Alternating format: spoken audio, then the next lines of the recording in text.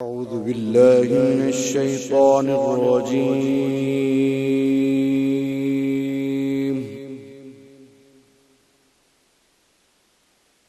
بسم الله الرحمن الرحيم.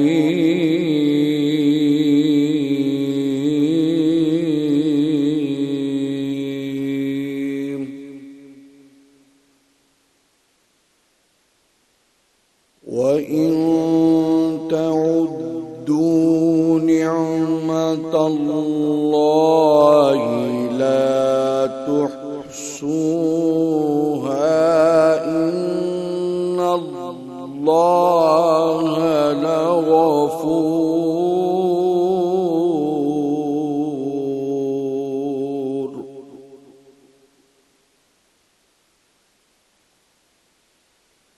نعمة الله لا تحصوها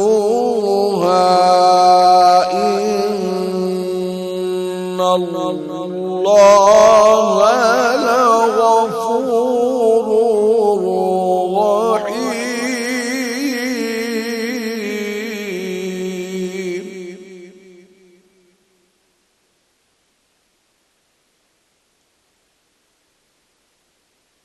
وإن تعدوا نعمة الله لا تحصوها إن الله لغفور رحيم.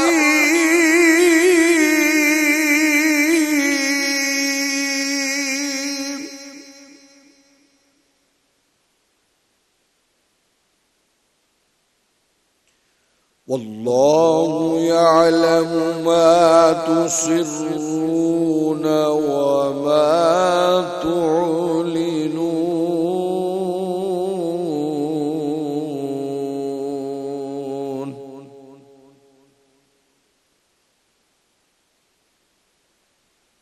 وإن تعدوا نعمة الله لا تحصوها إن الله لغفور رحيم.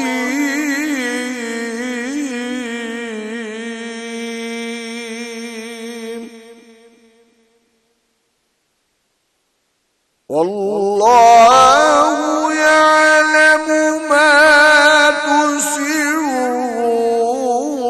وما تعلنون.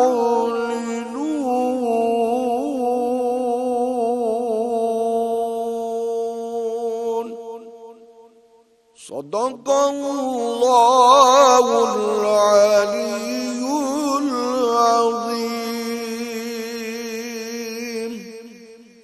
وصدق رسوله النبي الكريم الأمين.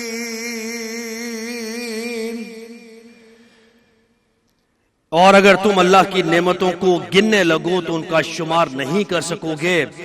बेशक अल्लाह बख्शने वाला मेहरबान है और अल्लाह जानता है जो तुम छुपाते हो और जो तुम जाहिर करते हो। सारी तारीफें उस खुदाए बुजुर्गो बरतर के लिए कि जिसके कब्ज़ा कुदरत में कुल कायनात है। वही है जिसने आदम को खल्क किया, वही है जिसने इंसान को दुनिया में अशरफुल मखलूक़ात बनाकर भेजा, और वही है जो रोज़े क़यामत आमाल की नशो अशात करेगा और जन्नत और दोज़ख का फैसला करेगा। वो रहीम है, वो करीम है, वो आला है, वो औला है, वो यकता है, वो वाहदहू ला शरीक है, वही रब्बुल आलमीन है। वही है कि जिसकी हम्दो सना में कायनात का जर्रा जर्रा मशगूल है। दुरूद व सलाम हो उस ज़ात पर कि जिसके सदक़े अल्लाह ने इस कायनात को खल्क़ किया, जो वजह तख्लीक़ कायनात बने, जो सरदारुल अंबिया हैं, जो ख़ातमुन नबिय्यीन हैं, जो हिदायत का मंबा हैं।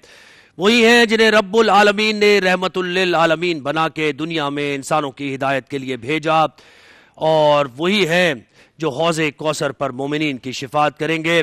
दुरूद व सलाम हो मोहम्मद और उनकी आल पर। अल्लाहुम्मा सल्लि अला मुहम्मद व अला आले मोहम्मद। 365 न्यूज़ की खुसूसी रमज़ान ट्रांसमिशन जहान रमज़ान में आप सबको खुशामदीद कहते हैं। जहान रमज़ान की ट्रांसमिशन जिन जिन लोगों ने आप तक ये पहुंचाई है, 365 न्यूज़ की मैनेजमेंट, हमारी टीम, जहान रमज़ान की जो टीम थी जिन्होंने इतनी कोशिश की, इतनी मेहनत की, एक दिन भी छुट्टी नहीं की, उसके बावजूद लोगों को लाइन अप करना, उलमाए कराम से गुफ्तगू के लिए टॉपिक्स निकालना, हमारी जो कंटेंट की टीम थी उसने बेहतरीन काम किया, रेलेवेंट टॉपिक्स निकाले। फिर ये सारी मेहनत जो आप देख नहीं सकते, तो आज इस ट्रांसमिशन में क्योंकि आखिरी रोज़ा है, आखिरी इफ्तारी है, और अगले साल इंशाल्लाह अल्लाह ने अगर मोहलत दी तो आपसे मुलाकात रमज़ान मुबारक में होगी दोबारा। हमारी इस पूरे रमज़ान ये कोशिश रही कि इस तरह का कंटेंट लोगों तक पहुंचाया जाए कि जिसके ज़रिए दोबारा लोग रमज़ान ट्रांसमिशंस की तरफ आएँ और देखना शुरू करें, क्योंकि ये बीच में जो फेज़ आया है इसमें कुछ इस किस्म की चीज़ें भी रमज़ान ट्रांसमिशंस में डाल दी गई सिर्फ टीआरपी के लिए और ये देखने के लिए कि लोग ज़्यादा से ज़्यादा तादाद में देखें कि जिनका कोई ताल्लुक़ नहीं था किसी भी सूरत रमज़ान मुबारक की जो सेंक्टिटी है, जो तक़द्दुस है उसका, उसके साथ वो मेल नहीं खा रही थी, मैच नहीं कर रही थी चीज़ें। लेकिन ऐसा हुआ और इसी की वजह से हमने देखा कि व्यूवरशिप कम होती गई इन रमज़ान ट्रांसमिशंस की। तो जब हम इस रमज़ान ट्रांसमिशन को बना रहे थे और ये सेगमेंट्स अपने तरतीब दे रहे थे, तो हमारा फोकस यही था कि ऐसे सेगमेंट्स बनाए जाएं कि लोग दोबारा से यानी रोज़ा भी होता है, रोज़ा रखकर वो चाहते हैं कि दीन की बातें सुने, दुनिया और दीन को कैसे साथ लेकर चलना। राधिया आइए आप भी साथ साथ ही है ना, मर्द और खवातीन भी शाना बशाना चल रहे हैं ना, तो मैं और आप भी इसी तरीके से शाना बशाना, अगर मुल्क को तरक्की करना है तो ऐसे ही चलना है। तो मैं बता रहा था लोगों को कि हमारी एफर्ट क्या लगी आज की, जो रमजान ट्रांसमिशन हमने सजाई है, महफिल सजाई है, अब अल्लाह की बारगाह में कबूल होती है, दुआ हमारी यही है। ज़ुहैब, मैं देखा है नियत जी, जब नियत खराब हो चाहे किसी भी काम के लिए, हमने ये भी देखा कि रमजान ट्रांसमिशन में भी लोगों की नियत खराब थी, और ये बहुत बड़ा गुनाह है, क्योंकि एक महीना तो छोड़ दो, एक महीना तो छोड़ दो जिसमें आप गिबत ना करें, किसी के लिए बुरी बात ना करें, आप रेटिंग और व्यूअरशिप के लिए फजूल जो है आप गिमिक्स ना करें। और हम लोगों ने, हमारा जो साथ सिर्फ ये हमने एहतियात की है, सबसे हमारे लिए इंपॉर्टेंट ये था कि कोई किसी की दिल आज़ारी ना हो, कोई गलत बात ना हो जाए, कोई गुस्ताखी ना हो जाए, और उसके लिए जरूरी था कि कम बात की जाए और सुना ज्यादा जाए। हम सारा साल तो यही करते हैं, बोलते रहते हैं, और हमारा इस दफा था बस सुने, बोले कम। ये कितने होस्ट करते हैं, नहीं करते, और वही फंसते हैं, वही लोग फंसते हैं। तो हमारी कोशिश ये थी कि एक नफीस, एक खूबसूरत सी ट्रांसमिशन, माशाल्लाह सबने बड़ी तारीफ की। अच्छा, और उलमा का किरदार इसमें बहुत अहम है, क्योंकि देखे ना कि जिस तरह हम कहते हैं ना कि उनकी इज्जत और तकरीम, उनको ज़ाहिर है हम जिस तरीके से मदू भी करते हैं, उनसे गुफ्तगू करते हैं, ठीक है, वो डिजर्व करते हैं, लेकिन इसके साथ साथ उलमा कराम की जिम्मेदारी भी है। जो जिस चैनल पर आलिम बनकर बैठ रहा है, तो फिर वो पर्क्स एंड प्रिविलेजेस तो उसको मिल रहे हैं, लेकिन इसके साथ साथ उसके ऊपर, उसके कांधों पर भारी जिम्मेदारी भी है कि वो एक आलिम है, वो एक अच्छी बात लोगों को बताएगा, वो लोगों को मिसगाइड नहीं करेगा, वो ऐसी बात नहीं करेगा कि जिससे दीन से दूर हो जाए लोग, दीन को मजाक समझने लगे। तो ये जिम्मेदारी बहुत भारी है, रिस्पॉन्सिबिलिटी। जो हमारे साथ जो पैनल पर उलमाए कराम थे, उन्होंने बखूबी ये जिम्मेदारी निभाई, और आप बेहतरीन जज हैं, आप देख रहे हैं, और इसीलिए आप पसंद भी कर रहे हैं ट्रांसमिशन।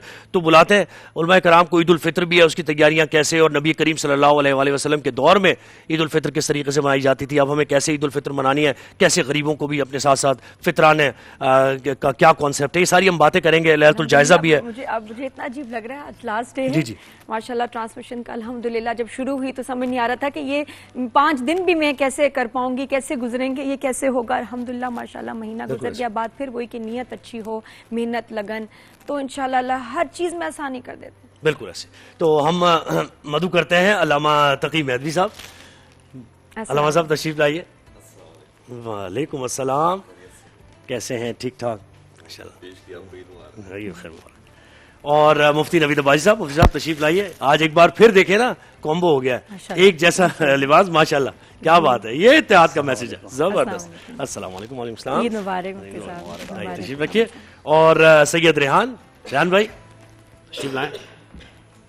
अस्सलाम वालेकुम, कैसे हैं? भाई के तो जो माशाल्लाह हम नात सुनाते हैं सारा दिन जहन में ना, वो बस गर्दिश करती रहती है माशाल्लाह। आइए जी।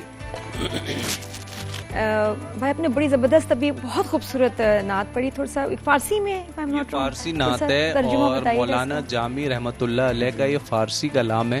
और मैं अपने बचपन से सुन रहा जी। हूँ। बहुत खूबसूरत कलाम है और इसमें हुजूर सल्लल्लाहु अलैहि वसल्लम की खूबसूरती का जिक्र किया गया है। और इस खूबसूरत शेर से हज़रत जामी रहमतुल्लाह अलैह ने इसको लिखा है कि गुलाब ने तेरे चेहरे से नज़ाकत का दर्स लिया है।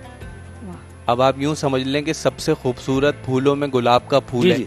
और सब पसंद करते हैं। बिल्कुल। तो उन्होंने कहा कि गुलाब ने तेरे चेहरे से नज़ाकत का दर्स लिया है, बुलबुल ने तेरे तकल्लुम से शीरी कलाम सीखी है। सबसे मीठी ज़बान जो क्या है वो बात। बुलबुल की होती है। तो बुलबुल ने तेरे तकल्लुम से शीरी कलाम सीखी है। और आगे उन्होंने लिखा है, जिसने भी तेरे लाल गूं लब देखे। आप सल्लल्लाहु अलैहि वसल्लम के बारे में कहा कि जिसने भी तेरे लाल गूं लब देखे तो दिल से कहा यकीनन इस यमनी अकीक को बहुत खूबसूरती से तराशा गया है। वाह सुभान अल्लाह। क्या बात है, क्या सुभान बेहतरीन अल्लाह, बेहतरीन माशाअल्लाह, बात है। बहुत खूबसूरत क्या लिखा है जबरदस्त फारसी है, बेहतरीन। देखे ना, कभी कभार ये होता है कि आपको लैंग्वेज समझ नहीं आती ना, तो उसका बात सही पहुंचती नहीं है, दिल तक नहीं पहुंचती।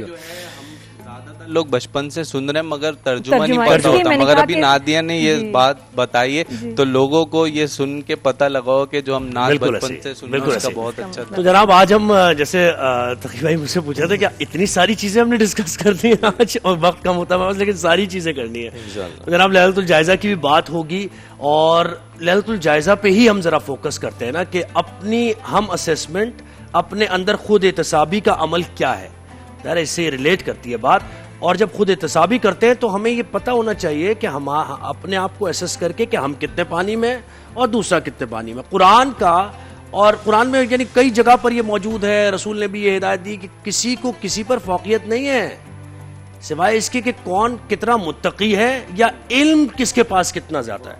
इल्म की बुनियाद पे फजीलत है। तो मैं कुछ लोगों को ये मैसेज देना चाहूंगा कि टीआरपी, व्यूअरशिप, कि किसी की लाखों में व्यूअरशिप आ रही है, लाखों लाइक्स आ रहे हैं, तो इसका मतलब क्या आप उनसे अफजल हैं किसी से? ऐसा नहीं। अपने आप को असेस करें कि आपके अंदर इल्म कितना है और जिस पर तनकीद कर रहे हैं उसका इल्म कितना है। तो अफजलियत, फजीलत इल्म की बुनियाद पे। और ये बेहतर तौर पे अल्लामा साहब और मुफ्ती साहब मुझे बताइए। अल्लामा साहब बताएं, यहीं से जरा गुफ्तगू का आगाज करते हैं। बहुत से लोग तनकीद कर देते हैं जी, और उन्हें खुद बेशक। जी बिस्मिल्लाहिर्रहमानिर्रहीम। देखिए, सबसे पहला हुक्म जो कुरान करीम की सूरत में हुजूर सरवर कायनात पर नाजिल हुआ और जो हमारी हिदायत के लिए है वो है बिस्मिल्लाहिर्रहमानिर्रहीम, इक़रा बिस्मि रब्बिकल्लज़ी खलक़।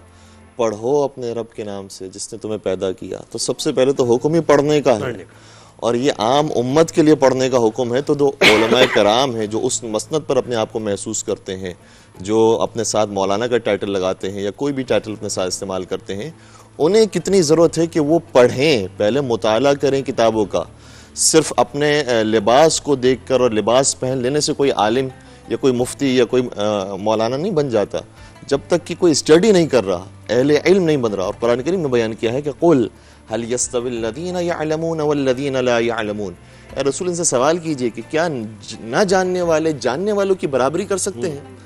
तो जो बेस है वो हमारा इल्म है। अगर इल्म नहीं है तो आपने कितने ही लिबास पहने हुए हैं, कितने ही टाइटल लगाए हुए हैं और किस भी चैनल पर आप आ रहे हैं, उससे खुदा को कोई सरोकार नहीं है। ये बताओ कितना इल्म है, कितनी मारिफत है और कितनी इबादत करने वाला है। दूसरी बात यह है कि आपने जैसे बात की कि व्यूअरशिप के चक्कर में रमज़ान ट्रांसमिशन में एक हुल्लड़बाजी चल पड़ी है। तो मैं उनसे दरख्वास्त करूंगा कि देखिए, ये माह रमज़ान है, मुक़द्दस महीना है, इबादतों का महीना है। अगर किसी मुक़द्दस जगह पर कोई तखरीबकारी करने की कोशिश करता है तो हुजूर को हुक्म है कुरान करीम के अंदर कि उस मस्जिद को भी गिरा दो जो मस्जिद ज़रार पहुंचाने के लिए आई है।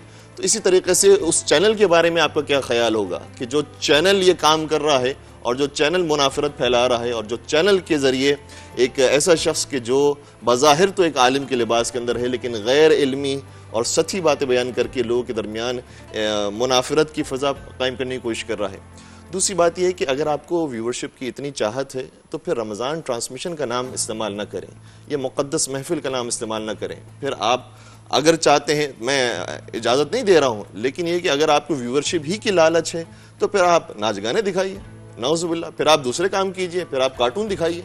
फिर इस तरीके से आपको व्यूअरशिप हासिल करनी है तो इस तरीके से व्यूअरशिप हासिल करें। और फिर एक और बात मैं अर्ज़ करना चाहूँगा कि बाज़ लोग वज़ाइफ के नाम पर, बाज़ लोग अमलियात के नाम पर कुछ ऐसे वज़ाइफ और अमलियात बयान कर रहे हैं कि जो मंसूब नहीं है मासूमीन से, जो मरवी नहीं है कुरान करीम की आयत के अंदर या रिवायात के अंदर मौजूद नहीं है। हम अपनी मर्जी से हमारे दिल के अंदर जो चाहा हमने वो बना दिया और फिर पेश कर दिया दीन के नाम पर स्टैम्प लगा कर। वो ठीक नहीं है तरीका।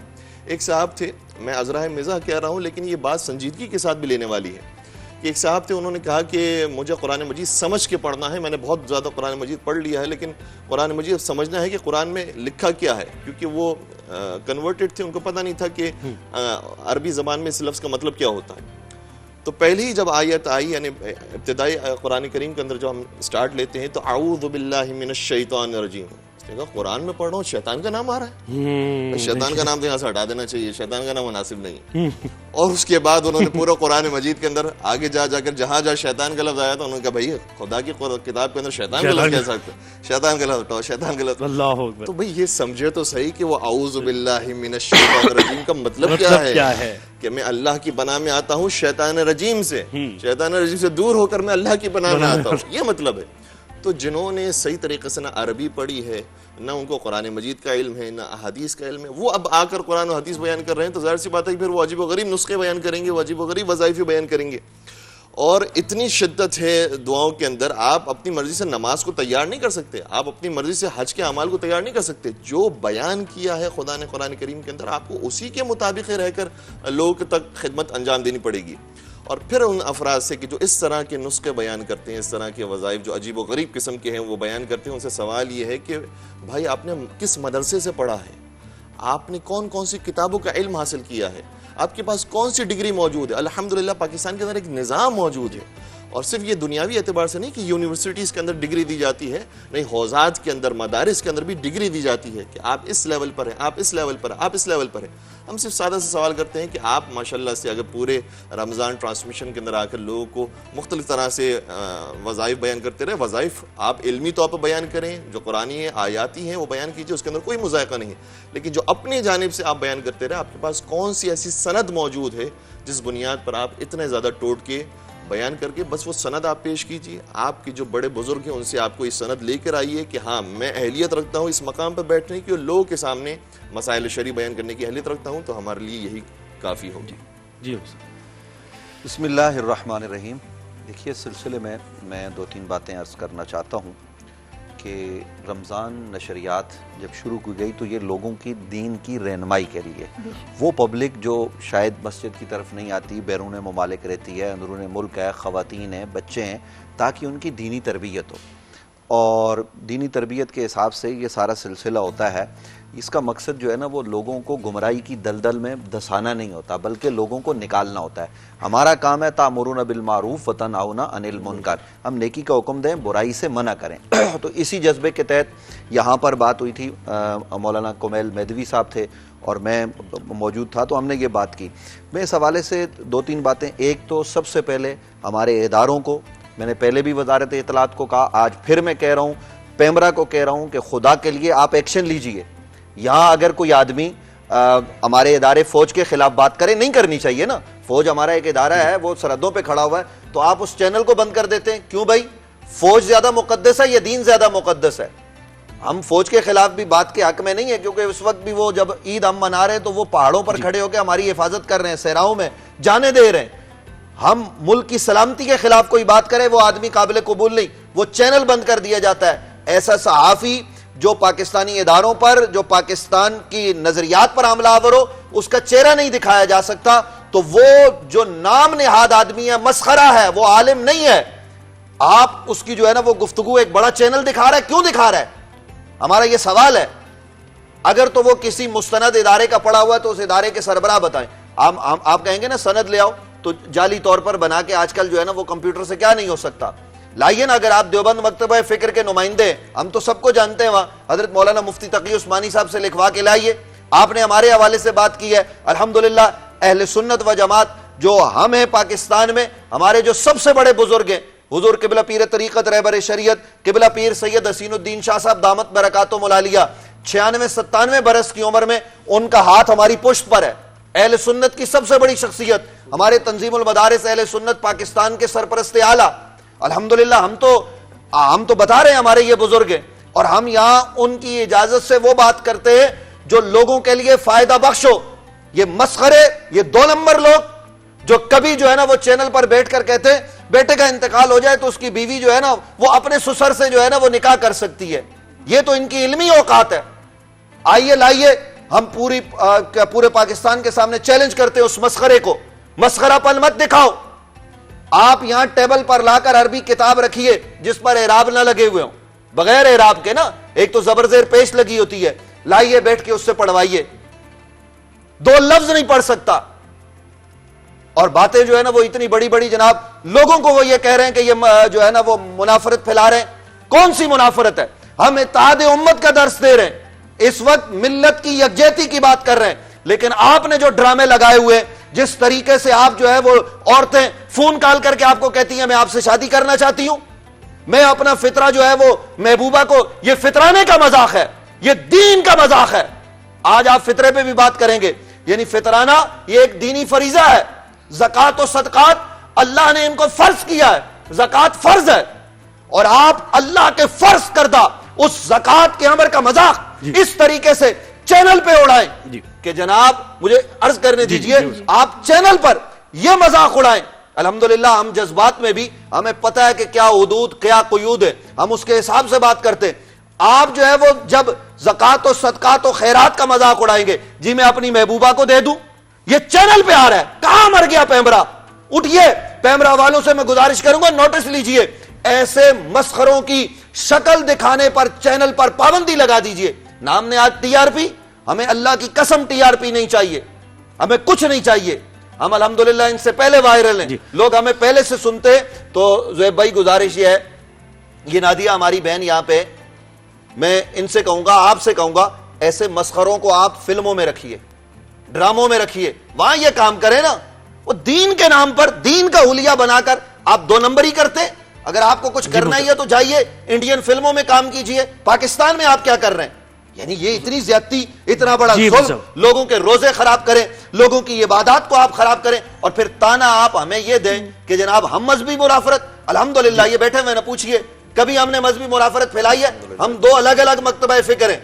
मैं जज्बात में भी बिल्कुल अपने होश पर काबू रखे हुए। ये मौलाना तकी मेहदवी साहब से मैं पूछ रहा हूं, क्या आप इतने अरसे से हमारे साथ प्रोग्राम कर रहे हैं, कभी हमने मजहबी मुनाफरत की बात की है? बिल्कुल नहीं, माशाल्लाह से बहुत अच्छा रहा हमारा तो सिलसिला। हमेशा मुख्तलिफ चैनल्स पर जाने का इत्तेफाक हुआ और कभी वहाँ पर इस तरह का कोई मसला खड़ा नहीं हुआ। तो माशाल्लाह से बिल्कुल आप ये फरमा रहे हैं, बिल्कुल ऐसी प्यार, ऐसा कोई प्रॉब्लम नहीं। चले अब ईद उल फितर की भी बात करते हैं। अब बस बात हो गई, खैर इस्लाह होनी होगी, और अल्लाह का जब हुक्म होता है, अल्लाह की कसम, हम फिर भी ये इस्लाह के हवाले से कह रहे हैं, हम कह रहे हैं खुदारा अपनी इस्लाह कीजिए। हम उन खातून को भी कहेंगे कि जब कोई काल आती है, जब कुछ होता है, तो आप चेहरे के आगे हाथ रख के जिस तरीके से हंसती हैं, यार ये रमजान ट्रांसमिशन है, जिस तरीके से आप वहां किचन में जो हरकतें करते हैं, ये रमजान ट्रांसमिशन है। चले छोड़े अब मुझे बताएं अल्लामा साहब के ईद उल फितर है, उस जमाने में ईद उल फितर कैसे बनाई जाती थी और क्या क्या खराफात इसमें आ गई हैं जिनसे हमें बचना है, और किन चीजों का ख्याल रखें? बिस्मिल्लाहिर्रहमानिर्रहीम। देखिए, हम अभी भी ये कोशिश कर रहे हैं कि उस सिनेरियो को समझने की कोशिश करें जिस सिनेरियो में हुजूर सरवर कायनात रहा करते थे और आपके असहाब किराम रहा करते थे और अहले बैत अलैहिस्सलाम हुआ करते थे। तो आपका अंदाज ये था कि जैसे ही चांद रात दाखिल होती थी, वो रात ही आपकी इबादतों की रात होती थी और सारी रात आप इबादत में गुजारा करते थे। हमारे यहाँ पर भी रात भर लोग घर से बाहर तो निकलते हैं, लेकिन वो मकसद कोई और है। यहाँ पर हुजूर का जो घर से बाहर निकलने का मकसद है वो भी इबादत है, इबादत के साथ रात गुजारा करते थे। और मौला मुत्तकियान के बारे में बतौर खास रिवायत है कि इन्न अमीरुल मुमिनीन ला यनामु सलास लयालिन, मौला मुत्तकियान 3 रातों में, साल भर के अंदर सिर्फ 3 रातें ऐसी आती थी जब कभी आप आराम नहीं फरमाते थे और पूरी रात जाग कर गुजारा करते थे। एक शब 15 शाबान जिसको शब बारात भी कहा जाता है, फिर शब 23 रमज़ान जिसके बारे में ज़्यादा एहतमाल है हमारे पास रिवायात के मुताबिक कि वो मुमकिन शब कद्र हो, और फिर ये शब ईद उल फितर। इस रात को पूरी जाग कर गुजारा करते थे और जाहिर सी बात है जब आप जागा करते थे तो सारी रात आपकी इबादत के अंदर, दुआओं के अंदर गुजरा करती थी। और बाकायदा किताब मफातुल जिनान के अंदर वो आमाल जिक्र है कि कौन कौन से आमाल, कौन कौन सी इबादत और कौन कौन से नमाजें इंसान को अंजाम देनी चाहिए। एक नमाज है कि जो 10 रकती है, यानी 2-2 रकत करके पढ़ी जाएगी। एक नमाज है 2 रकती है, एक नमाज है 14 रकती है। ये आज की रात के अमाल के अंदर है। तो मैं दरख्वास्त करूंगा किताब मफातुल जनान को देखिए और उसके अंदर जो आमाल बयान किए गए हैं उनको पढ़ें।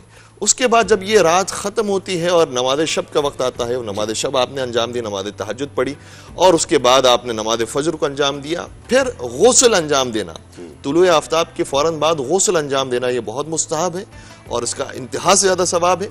फिर गुस्ल के बाद आप कुछ इफ्तार करते थे और रोज़ा चूंकि रखना हराम है इसलिए आप उसी वक्त ही खाना तनाउल फरमा लिया करते थे। फिर आप जब और खाने में क्या, खाने में ज्यादातर जो रिवायात के अंदर है वो जी शीरीनी और कुछ जो मीठी जो ग़िज़ा हैं जैसे खजूर है वो आप तनाउल फरमाया करते थे। और उसके बाद जब आप नमाज ईद पढ़ाने के लिए तशरीफ ले जाते थे तो नमाज ईद के बारे में हुक्म यह है कि अगर इंसान मक्का में हो तो उसे चाहिए मस्जिदुल हराम में नमाज ईद पढ़े, लेकिन अगर मक्का के अलावा किसी भी दुनिया के कोने में हो फिर उसे चाहिए कि सहरा में निकल जाए, खुले आसमान के नीचे नमाज ईद अंजाम दे।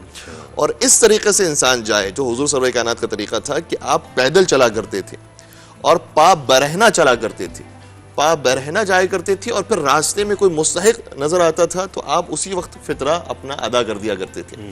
तो इफ्तार करने के बाद फितरा निकालना ये सबसे ज्यादा अफजल वक्त है और फिर इंसान नमाज पढ़ने के लिए या पढ़ाने के लिए जाए और नमाज ईद पढ़ने के बाद फिर इंसान के लिए दिन वो फ्री हो जाता है कि फिर जो आम दिनों की तरह से दिन गुजरता है, इंसान का नमाज ज़ोहर पढ़नी है, असर पढ़नी है, मगरिब और इशा पढ़नी है, उस तरीके से अपने दिन को गुजारे। लेकिन एक सवाल किया एक मौला मुत्तकियान की कनीज़ से, जब मौला की शहादत हो गई तो सवाल किया कि मौला मुत्तकियान किस तरह से शव्वाल का महीना गुजारते थे और किस तरह से रमज़ान का महीना गुजारते थे। तो उस कनीज़ जो अंदर की बात जानती थी उसने जवाब दिया कि रमज़ान व शव्वाल सवाउन, मौला अली का जो रमज़ान और शव्वाल का महीना था वो दोनों बराबर ही लगता था। यानी जैसी इबादत आप रमजान में फरमाया करते थे वैसी ही इबादत आप शवाल में भी क्या करते थे, जैसे रोजे आप वहां पर रखा करते थे वैसे रोजे यहां पर भी रखा करते थे। और रोजों के बारे में बतौर खास हुक्म है और हुजूर सरवर कायनात का फरमान ज़ीशान भी है, फरमाते हैं कि परवरदिगार ने हर नेकी के बदले इंसान को 10 गुना कम अज कम देने का फैसला किया है। तो अगर इंसान 1 महीना रोजा रख लेता है तो उसे कम अज कम 10 महीने रोजा रखने का सवाब मिल जाएगा और 2 महीने बच गए। फरमाए उन 2 महीनों को इस तरीके से कॉम्पनसेट किया जाएगा कि शव्वाल में 6 दिन रोजे रखे जाए। 6 दिन रोजे का मतलब क्या होता है कि 10 गुना अगर इसका भी हो जाए तो 60 दिन हो जाए और 60 दिन का मतलब क्या होता है 2 महीने, 2 महीने यानी पूरा साल ही रोजे का। क्या बात। अगर कोई शख्स 4 शव्वाल से 9 शव्वाल तक जो 6 दिन आते हैं उन 6 दिनों में रोजा रख ले तो फिर परवरदिगार रमजान और शव्वाल के इन दिनों की वजह से पूरा साल क्या बात रोजा रखने का उसे सवाब अता फरमाएगा। और जब इमाम ज़ैनुल आबिदीन अलैहिस्सलाम की मैं वो दुआ पढ़ता हूँ कि जो दुआए सहीफ़े सज्जादिया के अंदर मौजूद है, दुआ नंबर 45, जब माह रमज़ान विदा हो रहा था उस वक्त आपने जुमले शाह फरमाया अस्सलामु अलैका या शहरल्लाहिल अकबर व या ईद औलियाइहिल आज़म।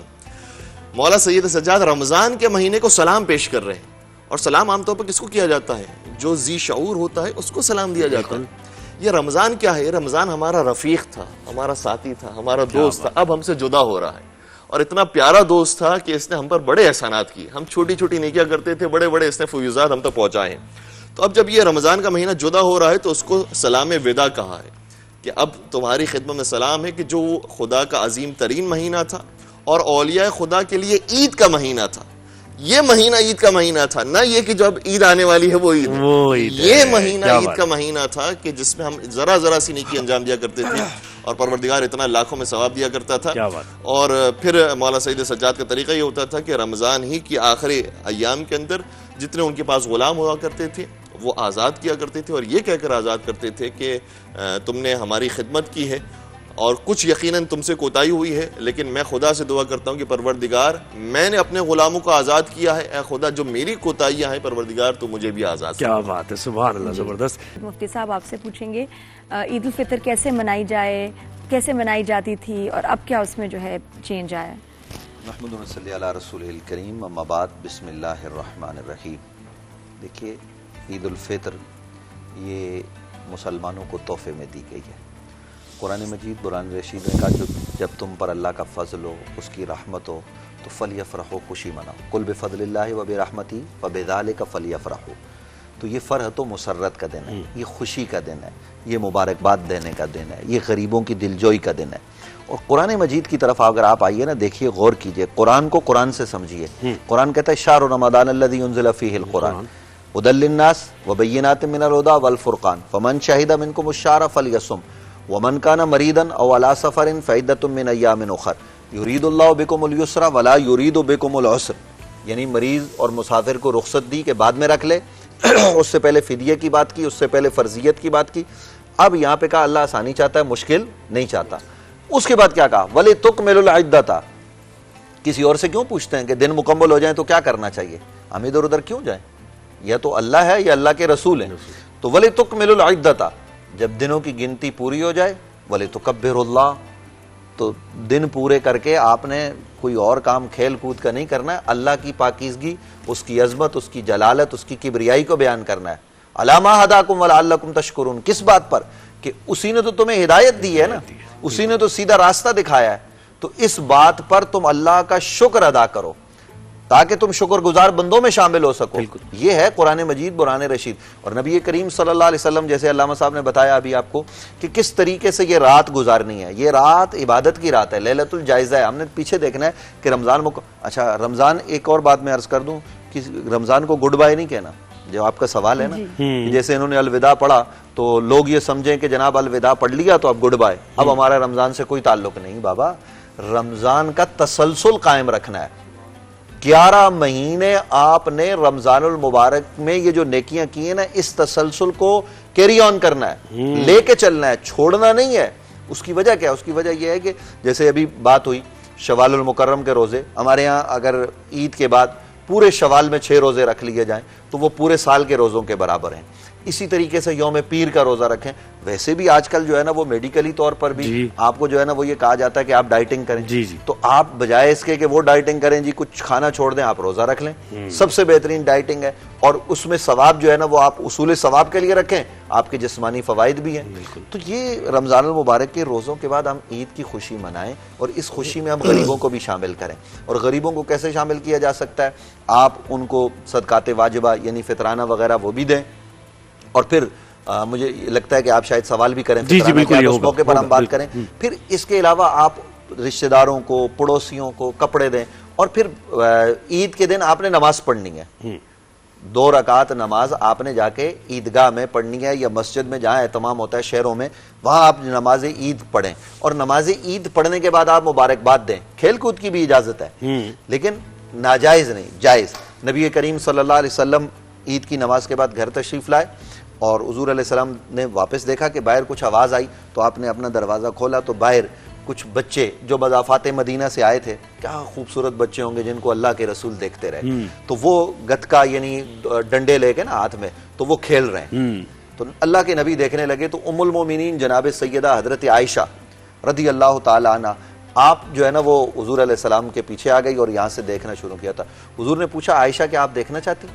कहा या रसूल अल्लाह देखना। तो हुजूर खड़े रहे, यहाँ तक कि जनाबे हजरत आयशा सिद्दीका, उन्होंने कहा या रसूल अल्लाह बस।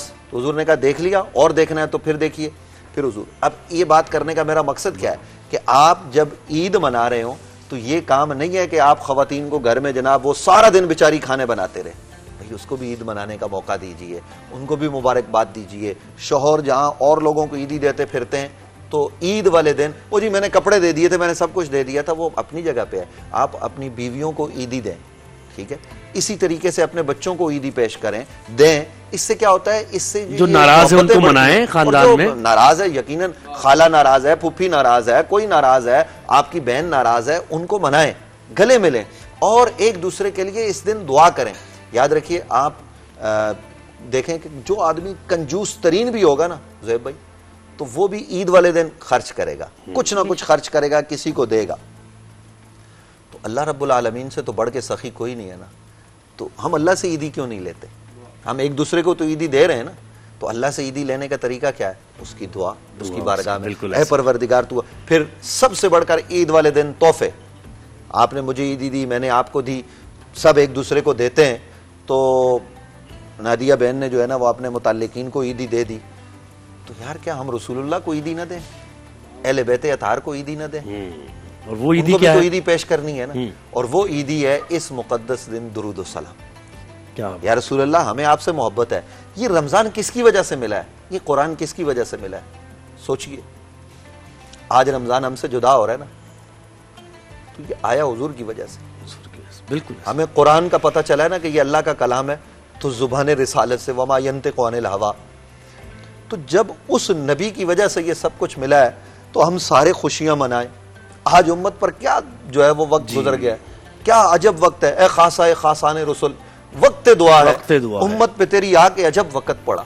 ये दुआओं के लम्हात हैं, ये खुशियों के लम्हात नहीं है। लोग कट रहे हैं, कत्ल हो रहे हैं।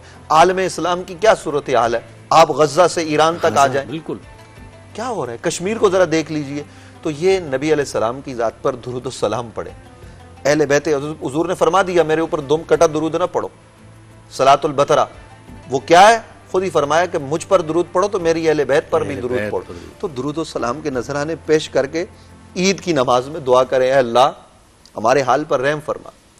ये मुल्क इन ड्रामों के लिए, इन मजाकों के लिए, इन दो नंबरियों के लिए नहीं बना। ये मुल्क अल्लाह की अता है, तो इस मुल्क ने कायम रहना है ना, तो हमें उन मजलूमों की मदद करनी है। मैं और आप तलवार उठा के नहीं जा सकते, हमारी वो ट्रेनिंग नहीं है शायद, लेकिन हमारे पास ये जुबान है, तो इसके जरिए हम उनकी मदद करें, हम दुरूद शरीफ पढ़ के उनके लिए दुआ करें, ईद की खुशियों में किसी तरीके से उन मजलूमों को शामिल करें। यही मेरी गुजारिश है। और फजूलियात से बचें, और आप जो फजूलियात पे पैसा खर्च कर रहे हैं वो किसी गरीब मिस्कीन तक पहुंचा दें अपने हाथ से। अल्लाह में और अल्लाह साहब गरीब मिस्कीन तक पहुंचाने का जरिया फितराना। जी बिल्कुल। तो ये मुझे बताएं फितराने के अहकामात क्या है? बिस्मिल्लाहिर्रहमानिर्रहीम। देखिए, फ़ितरा ऐसी इबादत है कि जिसकी इतनी ज़्यादा ताकीद की गई कि रवायात के अंदर आया है कि रोज़े कबूल नहीं होते अगर कोई फ़ितरा अदा ना करे। जिस तरीके से नमाज कबूल नहीं होती अगर मोहम्मद वाले मोहम्मद पर सलवात ना भेजी जाए। तो फ़ितरे की इबादत अहम तरीन इबादत है, वाजिब इबादत है, और उसको अंजाम देना है। इसका वक्त वैसे एक्चुअली देखा जाए तो जैसे ही आज की रात दाखिल होगी, यानी चांद रात, उस वक्त से शुरू होता है। और जो नमाज ईद पढ़ते हैं उनके लिए नमाज ईद तक इसका वक्त है। जो नमाज ईद नहीं पढ़ पाएंगे उनके लिए ज़ोहर तक उसका वक्त बाकी रहता है। तो इस पीरियड के अंदर आपको जो फ़कीर है, मुस्तहिक है, उन तक फ़ितरा पहुंचाना है। अब फ़ितरा कौन निकालेगा और किसको दिया जाएगा? फ़ितरा निकालना होता है सरपरस्त को, जो घर का सरपरस्त है। और सरपरस्त से यहाँ पर मुराद ये है कि जो किफ़ालत कर रहा है, जो माली अखराजात बर्दाश्त कर रहा है, जो घर बार के अंदर एक्सपेंसेस को बर्दाश्त कर रहा है, उसको फ़ितरा निकालना है। अब मुमकिन है कि हो सकता है कि वालिद साहब बहुत ज़्यादा बुजुर्ग हो चुके हों और वो अभी फ़िलहाल जो उनकी औलाद है या उनके बच्चे हैं, उनके जो पोते नवासे हैं, उनकी किफ़ालत ना कर रहे हों, और जो बड़ा बेटा है वो मिसाल के तौर पर अखराजात बर्दाश्त कर रहा हो, तो जो अखराजात बर्दाश्त करने वाला है उसको फ़ितरा निकालना है अपने उन तमाम अफराद का कि जिनके वो अखराजात बर्दाश्त कर रहा है। तो उन तमाम अफराद को उसे फ़ितरा निकालना, और ये फ़ितरा निकाल कर फिर मुस्तहिक को देना है। अगर खातून हो, जी, खातून भी इसी तरीके से, खातून अगर वो खुद कमाने वाली है, जैसे सिंगल पेरेंटिंग है, वहां पर वो खुद कमा रही हैं, अपने औलाद को जो है वो पाल रही हैं, तो फिर खातून को निकालना है अपना फ़ितरा भी और अपने ज़ेर किफ़ालत तमाम बच्चों का फ़ितरा भी। और फ़ितरा निकालना है 3 किलो खाने पीने की किसी चीज़ के हिसाब से। चूँकि हमारे यहाँ पाकिस्तान में जो राइज खाना वो या आटा है या चावल है, ठीक है। तो आटा जो 3 किलो बनता है नॉर्मली वो 400 रुपये या 450 रुपये इसके आसपास बनता है। तो जो भी आप आटा इस्तेमाल कर रहे हैं, या तो वो आटा पहुंचा दें या उसकी कीमत भी पहुंचाई जा सकती है, ठीक है। तो कीमत के हिसाब से पर पर्सन आप एहतियातन ये फर्ज कर लीजिए कि 450 रुपये आपको पर पर्सन निकालना है एक बंदे का फ़ितरा। अब आपके अंदर जितने भी अफराद हैं उसको मल्टीप्लाई कर लीजिए। और बच्चे भी इसमें? जी, बच्चे भी इसके अंदर हैं, चाहे छोटे हों, चाहे बड़े हों, बुजुर्ग हों, चाहे रिश्तेदार हों, चाहे रिश्तेदार ना हो। और इत्तेफाक से ये भी होता है कि कभी कोई हमारे यहाँ दूर से आया हुआ है चांद रात गुजारने हमारे घर पे, तो अगर उन्होंने पूरी रात भी हमारे घर पे गुजारी है तो फिर उनका फ़ितरा भी हम पर वाजिब हो, चाहे वो घर के कफील ही हो। जी जी, चाहे घर के कफील हो, बिल्कुल वेल हो, वो खुद अपना अखराजात बर्दाश्त करते हो, लेकिन फिल वक्त ये रात आपके यहाँ गुजारने के लिए आए हैं तो आपने इनके रात के अखराजात बर्दाश्त किए हैं। तो जो चांद रात में जिस जिसके अखराजात बर्दाश्त करेगा उसके भी फ़ितरा निकालना उसी शख्स के ऊपर वाजिब है। तो चावल के हिसाब से 450 रुपये, आटे के हिसाब से 450 रुपये, और अगर चावल के हिसाब से निकालना चाहें तो तकरीबन 1250 रुपये ये 3 किलो के हिसाब से बनेगा। और ये जिसको देना है मुस्तहिक को वो हकीकी फ़कीर होना चाहिए। अब फ़कीर की तारीफ क्या है?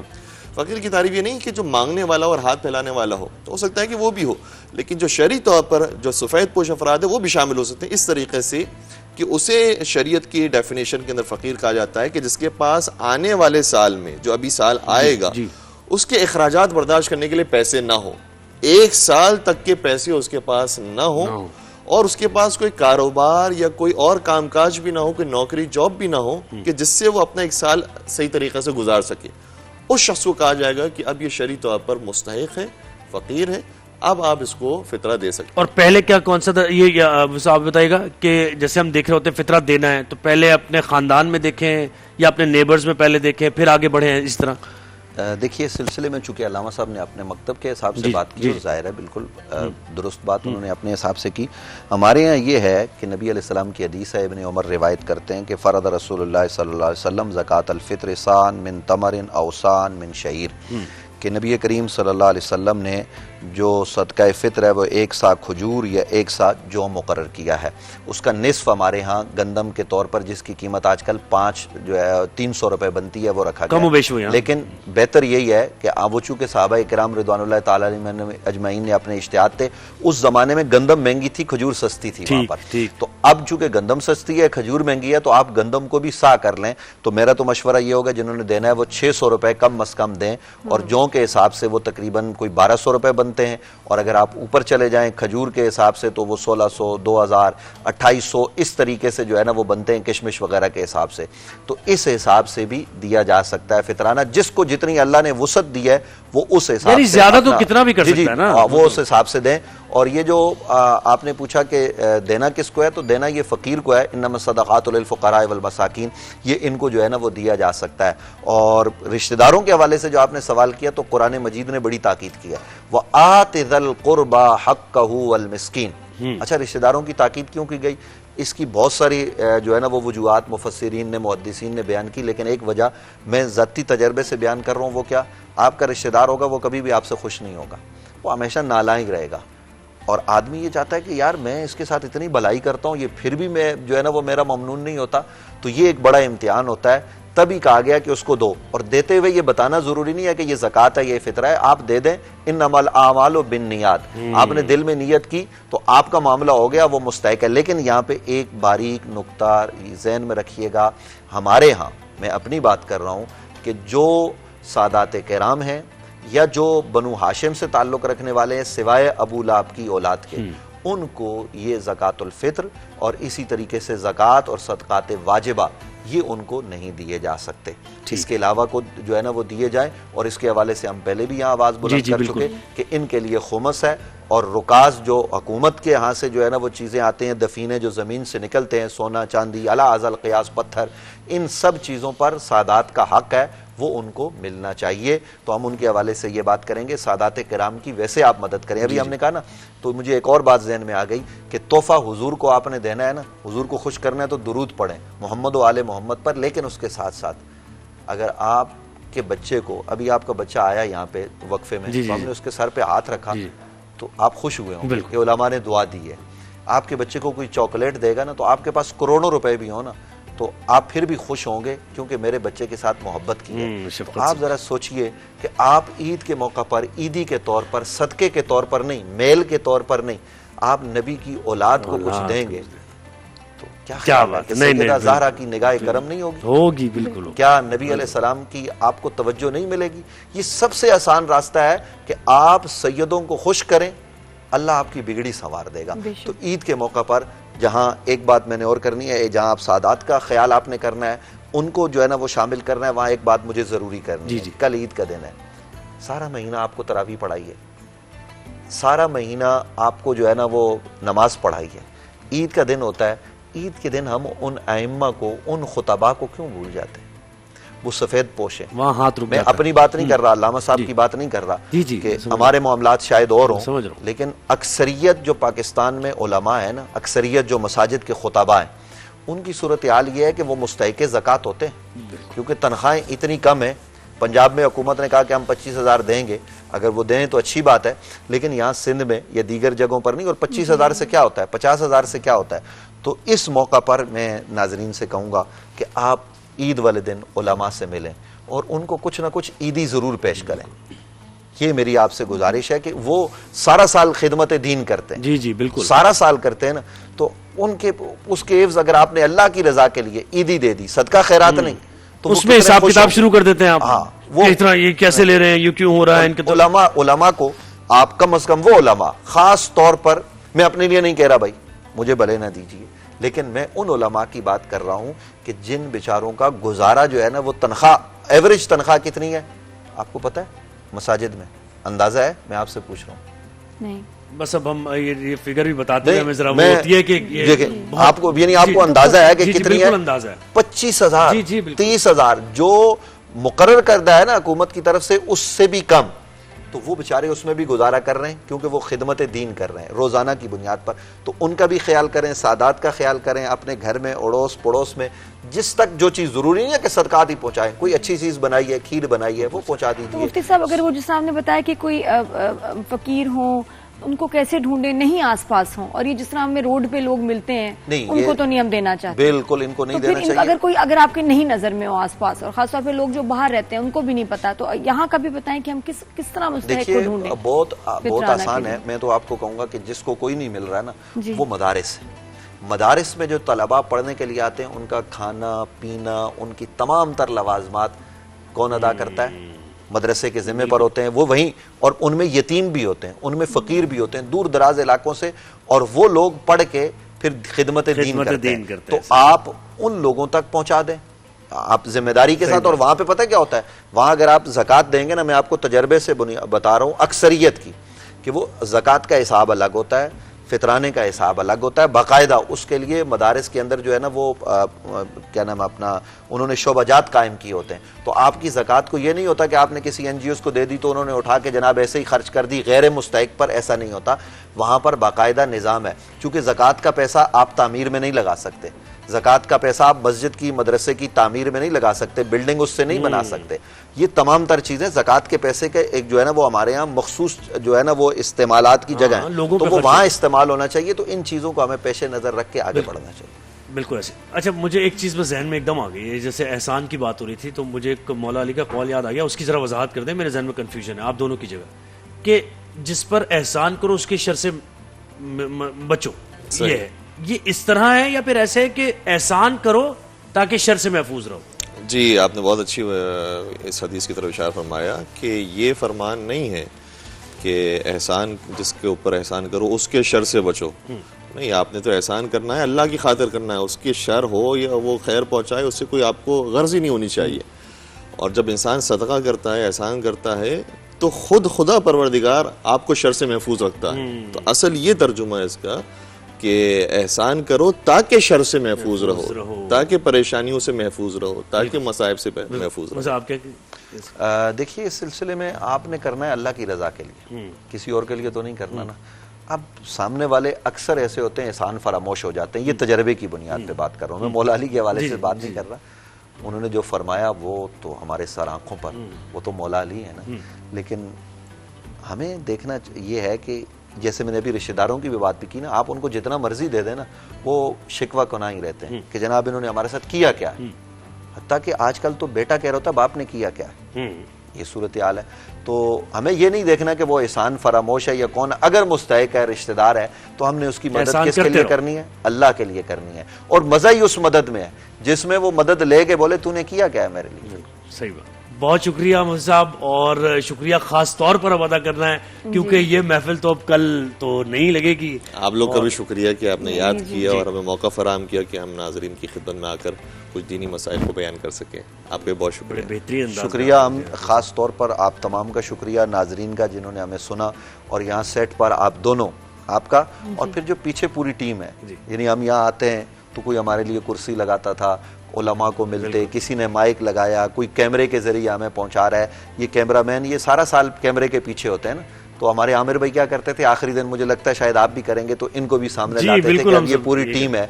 तो ये क्या होता था कि उनको एक उनका शुक्रिया कि ये अच्छा, ये मैं तो उस आदमी का सबसे ज्यादा शुक्रिया अदा करता हूँ जो यहाँ पे ये इस जगह को साफ, बिल्कुल सही, सबका शुक्रिया भाई कि आपने ये खूबसूरत ट्रांसमिशन की और हमने कोई दीन की बात पहुंचाई। अल्लाह करे कि ये अल्लाह की बारगाह में ट्रांसमिशन भी कबूल हो और ये हमारी आखिरत के लिए तोशा बने। और जैसे हमारी बहन ने कहा ना शुरू में कि हम कंटिन्यू कैसे रखें, तो मैं कहूँगा कि अल्लाह करे कि आप इसी तरीके से सारा साल, और हमारी दुआ और इंशाअल्लाह आप कंटिन्यू करेंगी, आप नमाज की वैसे भी पाबंदी करती होगी और इंशाल्लाह आप मजीद जज्बे के साथ, तो इंशाल्लाह जब अगले साल हम मिलेंगे तो आपको हम इंशाल्लाह किताबें भी पहुंचाएंगे। आपने बहुत सारी किताबें भी पढ़ ली होंगी। फैसल भाई जब हमारे साथ पहली दफा आए थे ना, फैसल कुरैशी साहब, तो वो परेशान हो गए, यार इतने बड़े बड़े मौलवियों के साथ, तो हमने उनको किताबें दी। अल्हम्दुलिल्लाह आज फैसल भाई कैसे बोल रहे हैं आप, माशाल्लाह। मुझे तो बहुत खुशी हुई जब आपने पहले दिन अरबी इबारत पढ़ी, मैंने आपको सुना। तो अल्लाह ताला आपके इन जज्बों को सलामत रखे और इंशाल्लाह हमारी बहन भी अगले साल अरबी इबारत भी पढ़ रही होगी इंशाल्लाह। और कोई अगर हमारी तरफ से गुस्ताखी कोई गलती हो तो हम उसके लिए माजरत चाहेंगे। मैं तो बिल्कुल ही, मेरा एक्सपीरियंस ही कोई नहीं। बहुत अच्छा लगा, बहुत सीखा आपसे लामा साहब, मुफ्ती साहब, आपसे बहुत ज़्यादा सीखा। बहुत शुक्रिया भाई, आपका बहुत शुक्रिया। इतनी प्यारी आपने नात पढ़ते थे आप, हम बस अल्लाह करे हमारे दिल ऐसे ही रोशन रहे और ये सिलसिला जारी रहे इंशाल्लाह। अल्लाह सब। और नाजिया हमारे साथ हैं और देखें, इसीलिए मैं नहीं आता था, बचता था मैं, है ना। और ये वही बात है कि चाय अच्छी एक बार बना के पिला दी ना, तो बस ये कि इन्हीं के हाथ की चाय पीनी है।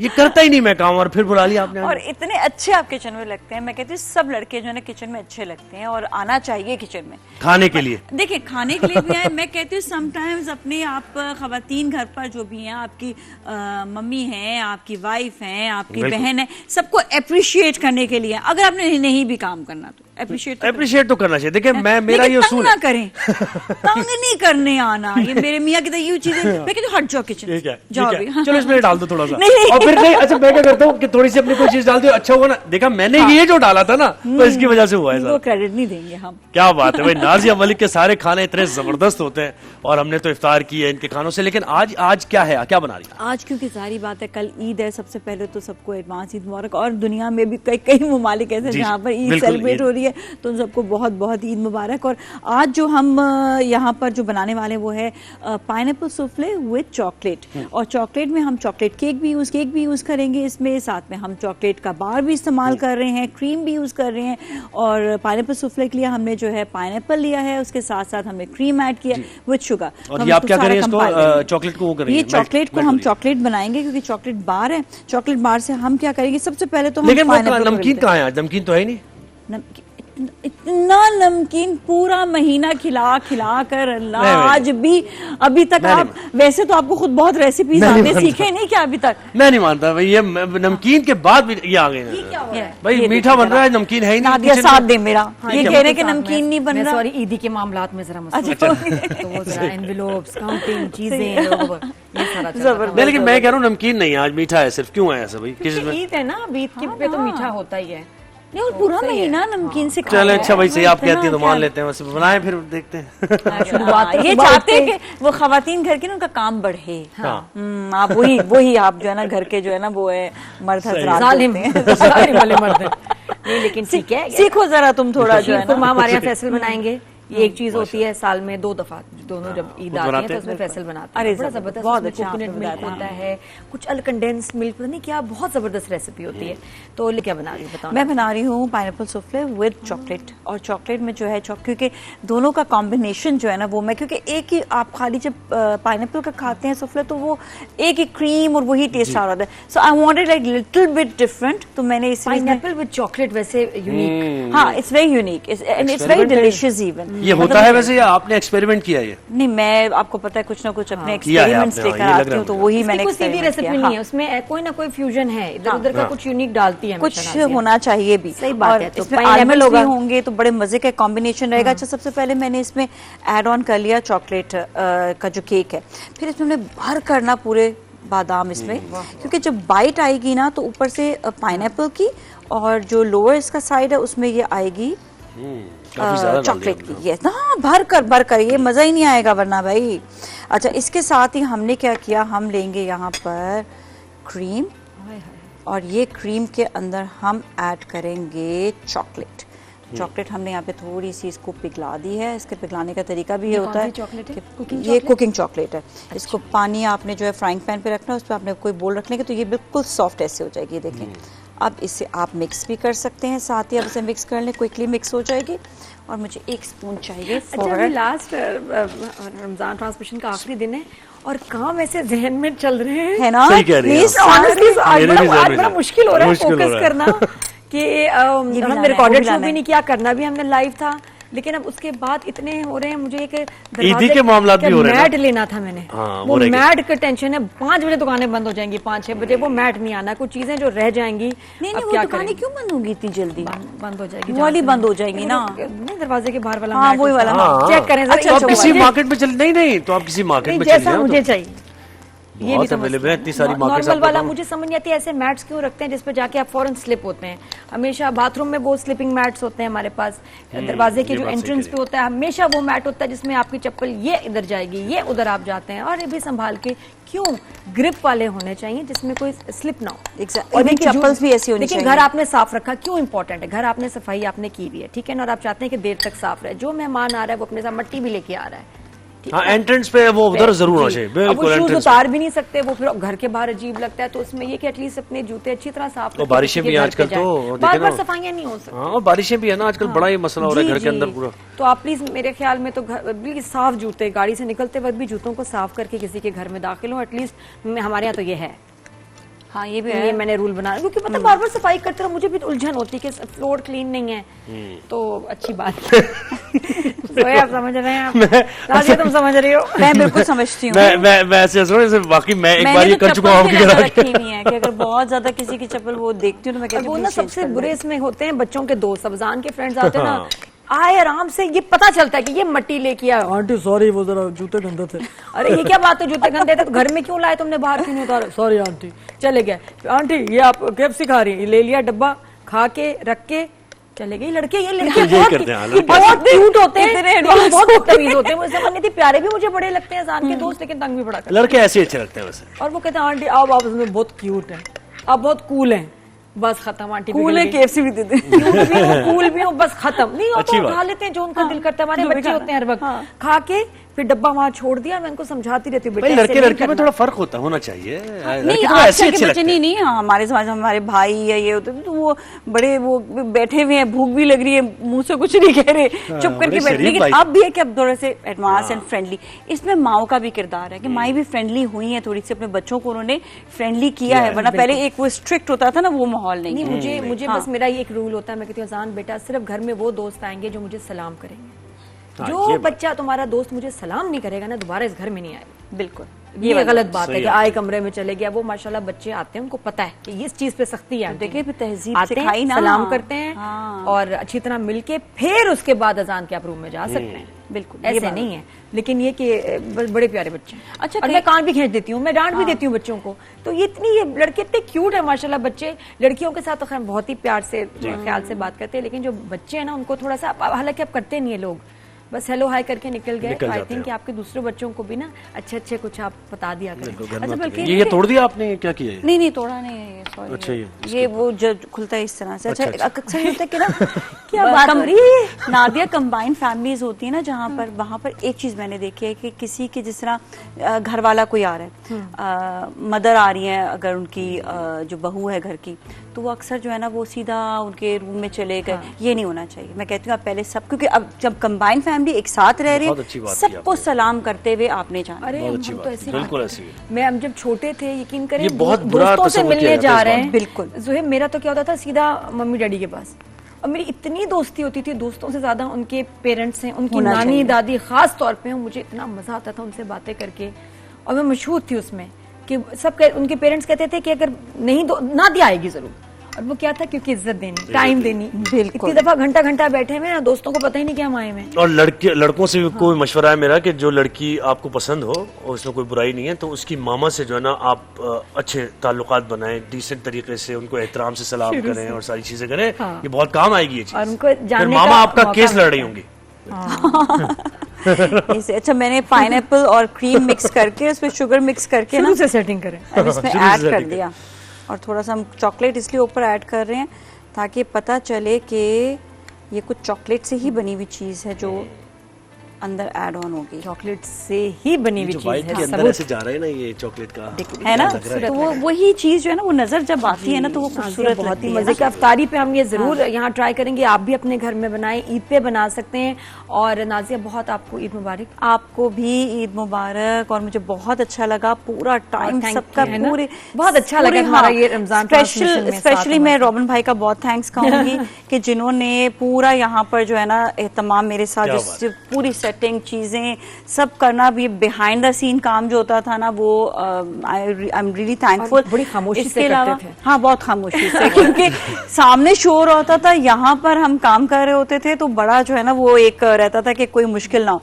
और बाकी है कि हमारे शैलीन का मैं बहुत थैंक्स कहूंगी, बहुत सब पूरी टीम का थैंक्स, बिहाइंड द सीन जितने भी इस वक्त लोग हैं सबका बहुत बहुत थैंक्स। आप दोनों का बहुत बहुत शुक्रिया, नेहा का शुक्रिया। नेहा मेरे साथ रहती थी। बहुत अच्छा लगा तो नाजिया मलिक के साथ, सर्टिफाइड शेफ के साथ हमारा पकवान का सेगमेंट। अब हम एक ऐसे अहम टॉपिक पर बात करने जा रहे हैं कि जिसके जरिए तकदीरें बदल सकती हैं। आप देखिए, तालीम और सेहत दो ऐसे महकमे हैं, और ख़ास तौर पे अगर तालीम की बात की जाए तो पहली प्रायोरिटी जो भी डेवलप्ड कंट्रीज़ हैं वहाँ पहली प्रायोरिटी तालीम है। तालीम मुफ्त है, तालीम आम है, बराबरी की बुनियाद पर तालीम है, और उन्हीं मुआशरों ने उन्हीं मुल्कों की मईशतों ने फ्लरिश किया है, वो स्टेबल हुई हैं जिन्होंने अपने बच्चों को आने वाले मुस्तकबिल को अच्छी तालीम दी है। अब अनफॉर्चुनेट थोड़ी सी बात यह है कि जो अंडर डेवलप्ड कंट्रीज़ हैं और जो भी डेवलपिंग नेशंस हैं वहाँ पर बजट की वजह से और बहुत से ऐसे मामलात होते हैं कि जिसकी वजह से हुकूमतें तालीम और सेहत पे उतना इन्वेस्ट नहीं कर सकती। तो पहली प्रायोरिटी तालीम होनी चाहिए। इसमें किरदार आता है ऐसे इदारों का जो कि वॉलंटियर कर रहे हैं, हुकूमत की सपोर्ट कर रहे हैं, खिदमत खल्क कर रहे हैं और बच्चों को हमारे मुस्तकबिल को ताबनाक बना रहे हैं, रोशन एक मुस्तकबिल इस मुल्क को दे रहे हैं। और उन्हीं में से एक इदारा है TCF का इदारा, जो कि 1995 में कायम किया गया। और ये इदारा अंडर प्रिविलेज जो बच्चे हैं और लेस प्रिविलेज जो बच्चे हैं, जो तबकात हैं, ख़ासतौर पे आपने देखा कि शहरों में तो हमने देखा कि लोग मतलब फैमिली को चला ही लेते हैं, जॉब्स कर रहे होते हैं, खातून भी जॉब कर रही हैं और उनके हस्बैंड भी जॉब कर रहे हैं और अपने बच्चों को तालीम दे रहे हैं।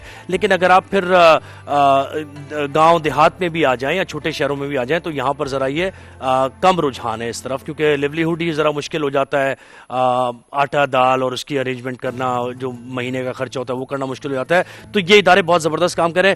TCF फाउंडेशन से हमें ज्वाइन किया है राबिया तबस्सुम साहिबा ने, जो कि सीनियर रिलेशनशिप मैनेजर हैं। राबिया साहिबा अस्सलाम वालेकुम, कैसी हैं आप? बहुत शुक्रिया यहाँ पे बुलाने के लिए। बेहतर है, थैंक यू वेरी मच। आप आई, बेहतरीन आप काम कर रही हैं। और किस तरीके से कंट्रीब्यूट कर रहा है इस सोसाइटी की तरफ TCF आपका इदारा? कब कायम हुआ मैंने बता दिया, लेकिन क्या क्या अभी तक अचीवमेंट्स रही हैं, क्या मिशन है, क्या गोल है आपका, ज़रा इस इदारे से मुताल्लिक़ बताइए। आपने जैसे बताया अभी कि TCF 1995 में चंद दोस्त थे जो मिलके बैठे और उन्होंने कहा कि मुल्क के हालात ख़राब हैं लेकिन हम क्या कर रहे हैं इसके लिए। तो ये आम लोग थे जिन्होंने मिलके सोचा कि कुछ बेहतरी करें और ऐसी चीज़ करें जिससे फ्यूचर जो है वो बेहतर हो सके। दे स्टार्टेड विद 5 स्कूल्स जिसमें 800 बच्चे तालीम हासिल कर रहे थे। अब और ये कहाँ पर था? कराची में थे। कराची में थे, जब 500 स्कूल जो थे। और अब 30 साल बाद हमारे 2261 स्कूल हैं जो मुल्क भर में हैं, जिसमें 3 लाख से ज़्यादा बच्चे जो हैं वो अच्छी मेयारी तालीम हासिल कर रहे हैं। और in the span of 30 years हमारे 71,000 ऐसे तलबा हैं जो मैट्रिक करके पास आउट हो चुके हैं और डिफरेंट यूनिवर्सिटीज़ में अब तालीम जो है वो हासिल कर रहे हैं। TCF सिर्फ मैट्रिक तक उनको तालीम नहीं देता, बल्कि अगर उन यूनिवर्सिटी एडमिशन में उनकी हेल्प करता है जो एडमिशन टेस्ट की तैयारियों के लिए, और उसके बाद पाकिस्तान के किसी भी यूनिवर्सिटी में उनका एडमिशन हो जाए तो उसको स्कॉलरशिप्स भी TCF ही देता है। और टोटल यानी फ्री स्कॉलरशिप्स भी हैं या आप सब्सिडाइज करके कि कुछ? नहीं, स्कॉलरशिप्स इनको फ्रीज मिलती है, लेकिन बहुत नाजरीन को जान के खुशी होगी कि बहुत ही डिटेल्ड प्रोसेस होता है ये तयन करने का कि एक बच्चे से कितनी फीस ली जाएगी या कितना है। तो उनके जो प्रिंसिपल्स हैं या जो एरिया जो टीम होती है वो उनके घर तक विजिट करती हैं, वो देखती हैं कि उनके घर में कितने लोग रहते हैं। जो ज़कात का प्रोसेस है, TCF एजुकेशन पे आप ज़कात दे सकते हैं और बहुत से लोगों को ये नहीं मालूम है। और मेरे ख्याल से तो एजुकेशन पे ही ज़्यादा ज़कात देनी चाहिए, क्योंकि आप एक फैमिली को, एक शख्स को उस जगह से ही निकाल देंगे कि वो अगले कुछ सालों में ज़कात देगा नहीं, बल्कि ज़कात लेगा नहीं बल्कि ज़कात देगा इंशाल्लाह। तो वो बहुत थोरो प्रोसेस होता है जिसमें चेक किया जाता है कि एक फैमिली से अगर उसके 4 बच्चे स्कूल जा रहे हैं तो उनकी कितनी फ़ीस लेनी है। TCF फ्री तालीम नहीं देता लेकिन सब्सिडाइज, तो कम से कम 20 रुपये जो है वो एक बच्चे से। और देखिए ना, हम इल्म की बात कर रहे थे, अपने शो का आगाज़ भी हमने इसी तरह किया। हमने कहा कि सिर्फ अफजल वो है जिसके पास इल्म ज़्यादा है ना। आप अपनी गुर्बत ख़त्म कर सकते हैं, उसका वाहिद रास्ता इल्म है ना, तालीम है, और कोई जरिया नहीं। और कोई यानी लोग बच्चे शिकायत करते हैं, वालिदैन शिकायत करते हैं कि भाई गुर्बत है, तो गुर्बत को दूर करने का वाहिद रास्ता तालीम है। और जब आप कंपटीशन में जाएंगे तो ऑब्वियसली फिर आपको उन बच्चों के साथ भी कि जिनके जो प्रिविलेज बच्चे हैं, जिनके वालिदैन उन पर इन्वेस्ट भी कर रहे हैं, तो कितना ये ज़बरदस्त नोबल काम कर रही हैं आप, और आपका इदारा कर रहा है।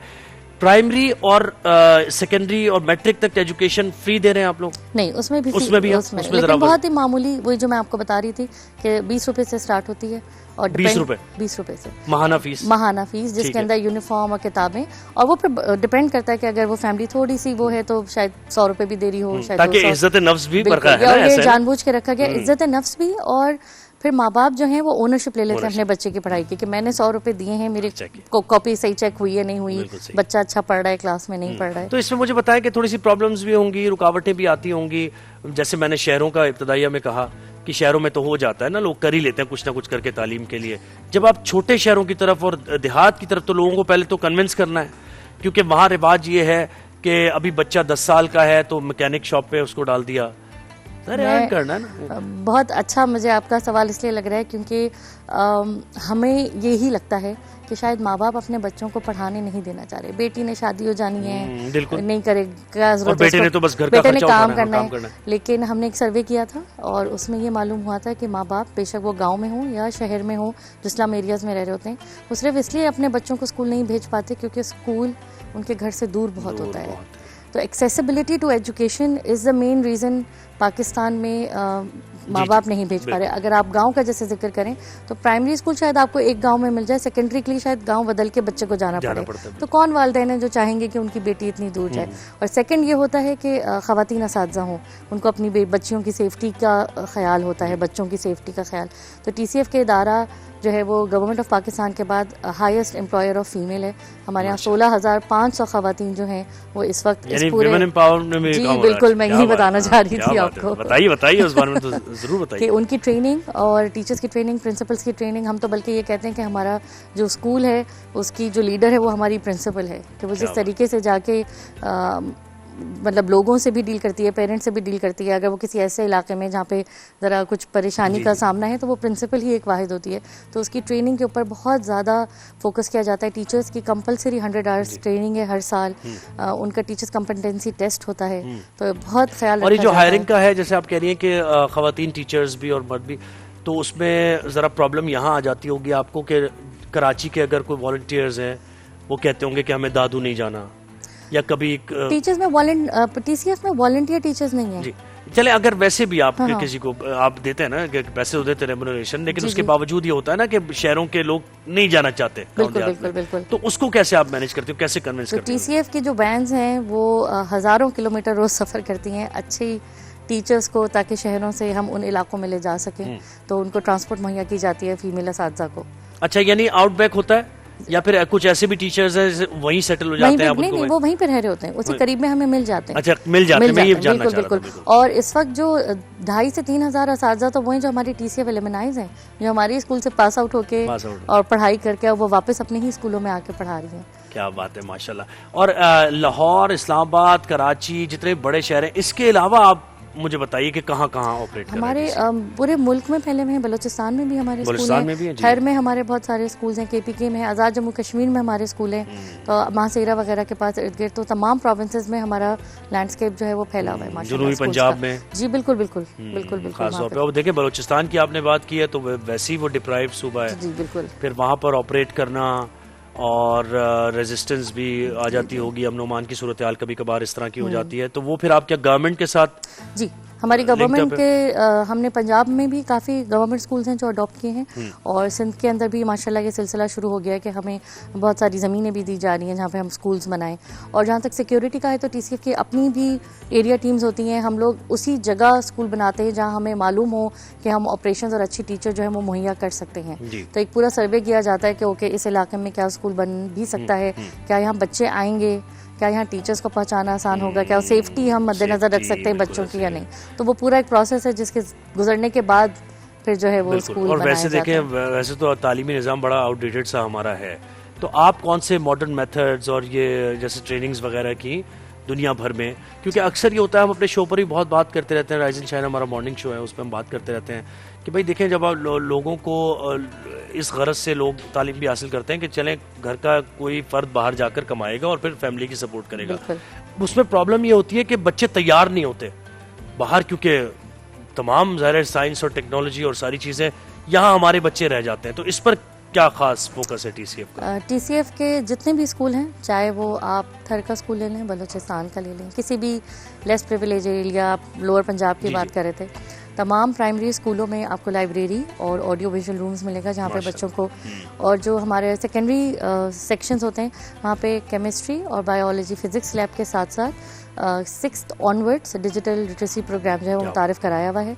हर बच्चे के पास एक टैबलेट होता है जिसके ऊपर वो स्क्रैच कोडिंग और प्रोग्रामिंग सीख रहा है। तो मैं बहुत हैरान हुई थी जब मुझे ये पता चला था खुद, क्योंकि मेरे बच्चे जिस स्कूल में जा रहे हैं वहाँ पे अभी भी टैबलेट के ऊपर स्क्रैच कोडिंग और प्रोग्रामिंग नहीं है, लेकिन आप थर के भी स्कूल में चले जाएंगे और आप किसी उस एरिया में भी, तो वहाँ पे बच्चे और AI को भी अभी आप कर रहे हैं? जी बिल्कुल बिल्कुल ऐसा ही है। और इससे ज़्यादा मुझे ये लगता है कि हम क्योंकि ये जिन इलाकों में हैं वहाँ पे आपको पता है कहीं पे इंटरनेट के भी मसाइल होंगे और बच्चों को इतना मोबाइल और उसका नहीं भी हो, शायद अब तो शायद फिर भी हो गया हो, लेकिन नहीं, बच्चों को एक पुरवकार, एक बाशऊर शहरी बनाया जा रहा है। हम कहते हैं एजेंट्स ऑफ पॉजिटिव चेंज, कि अगर वो कोई काम कर रहे हैं तो वो पहले सोचें, मुस्बत सोच हो उनके पास, और वो ये फैसला बहुत अच्छे से कर सके कि मैं एक अच्छा शहरी कैसे बन कर सकता हूँ। उनका हर अमल जो है वो इस बात की अक्कासी कर रहा हो कि उनको मालूम है कि एक बेहतर शहरी। ये बहुत अच्छी आपने बात की है। तालीम तो देखे सभी इदारे दे रहे हैं, बड़ी बड़ी यानी हैवी अमाउंट्स लेके दे रहे हैं, लेकिन तरबियत नहीं हो पा रही। जी बिल्कुल, तो तरबियत पर फोकस खास जी बहुत ज़्यादा फोकस है।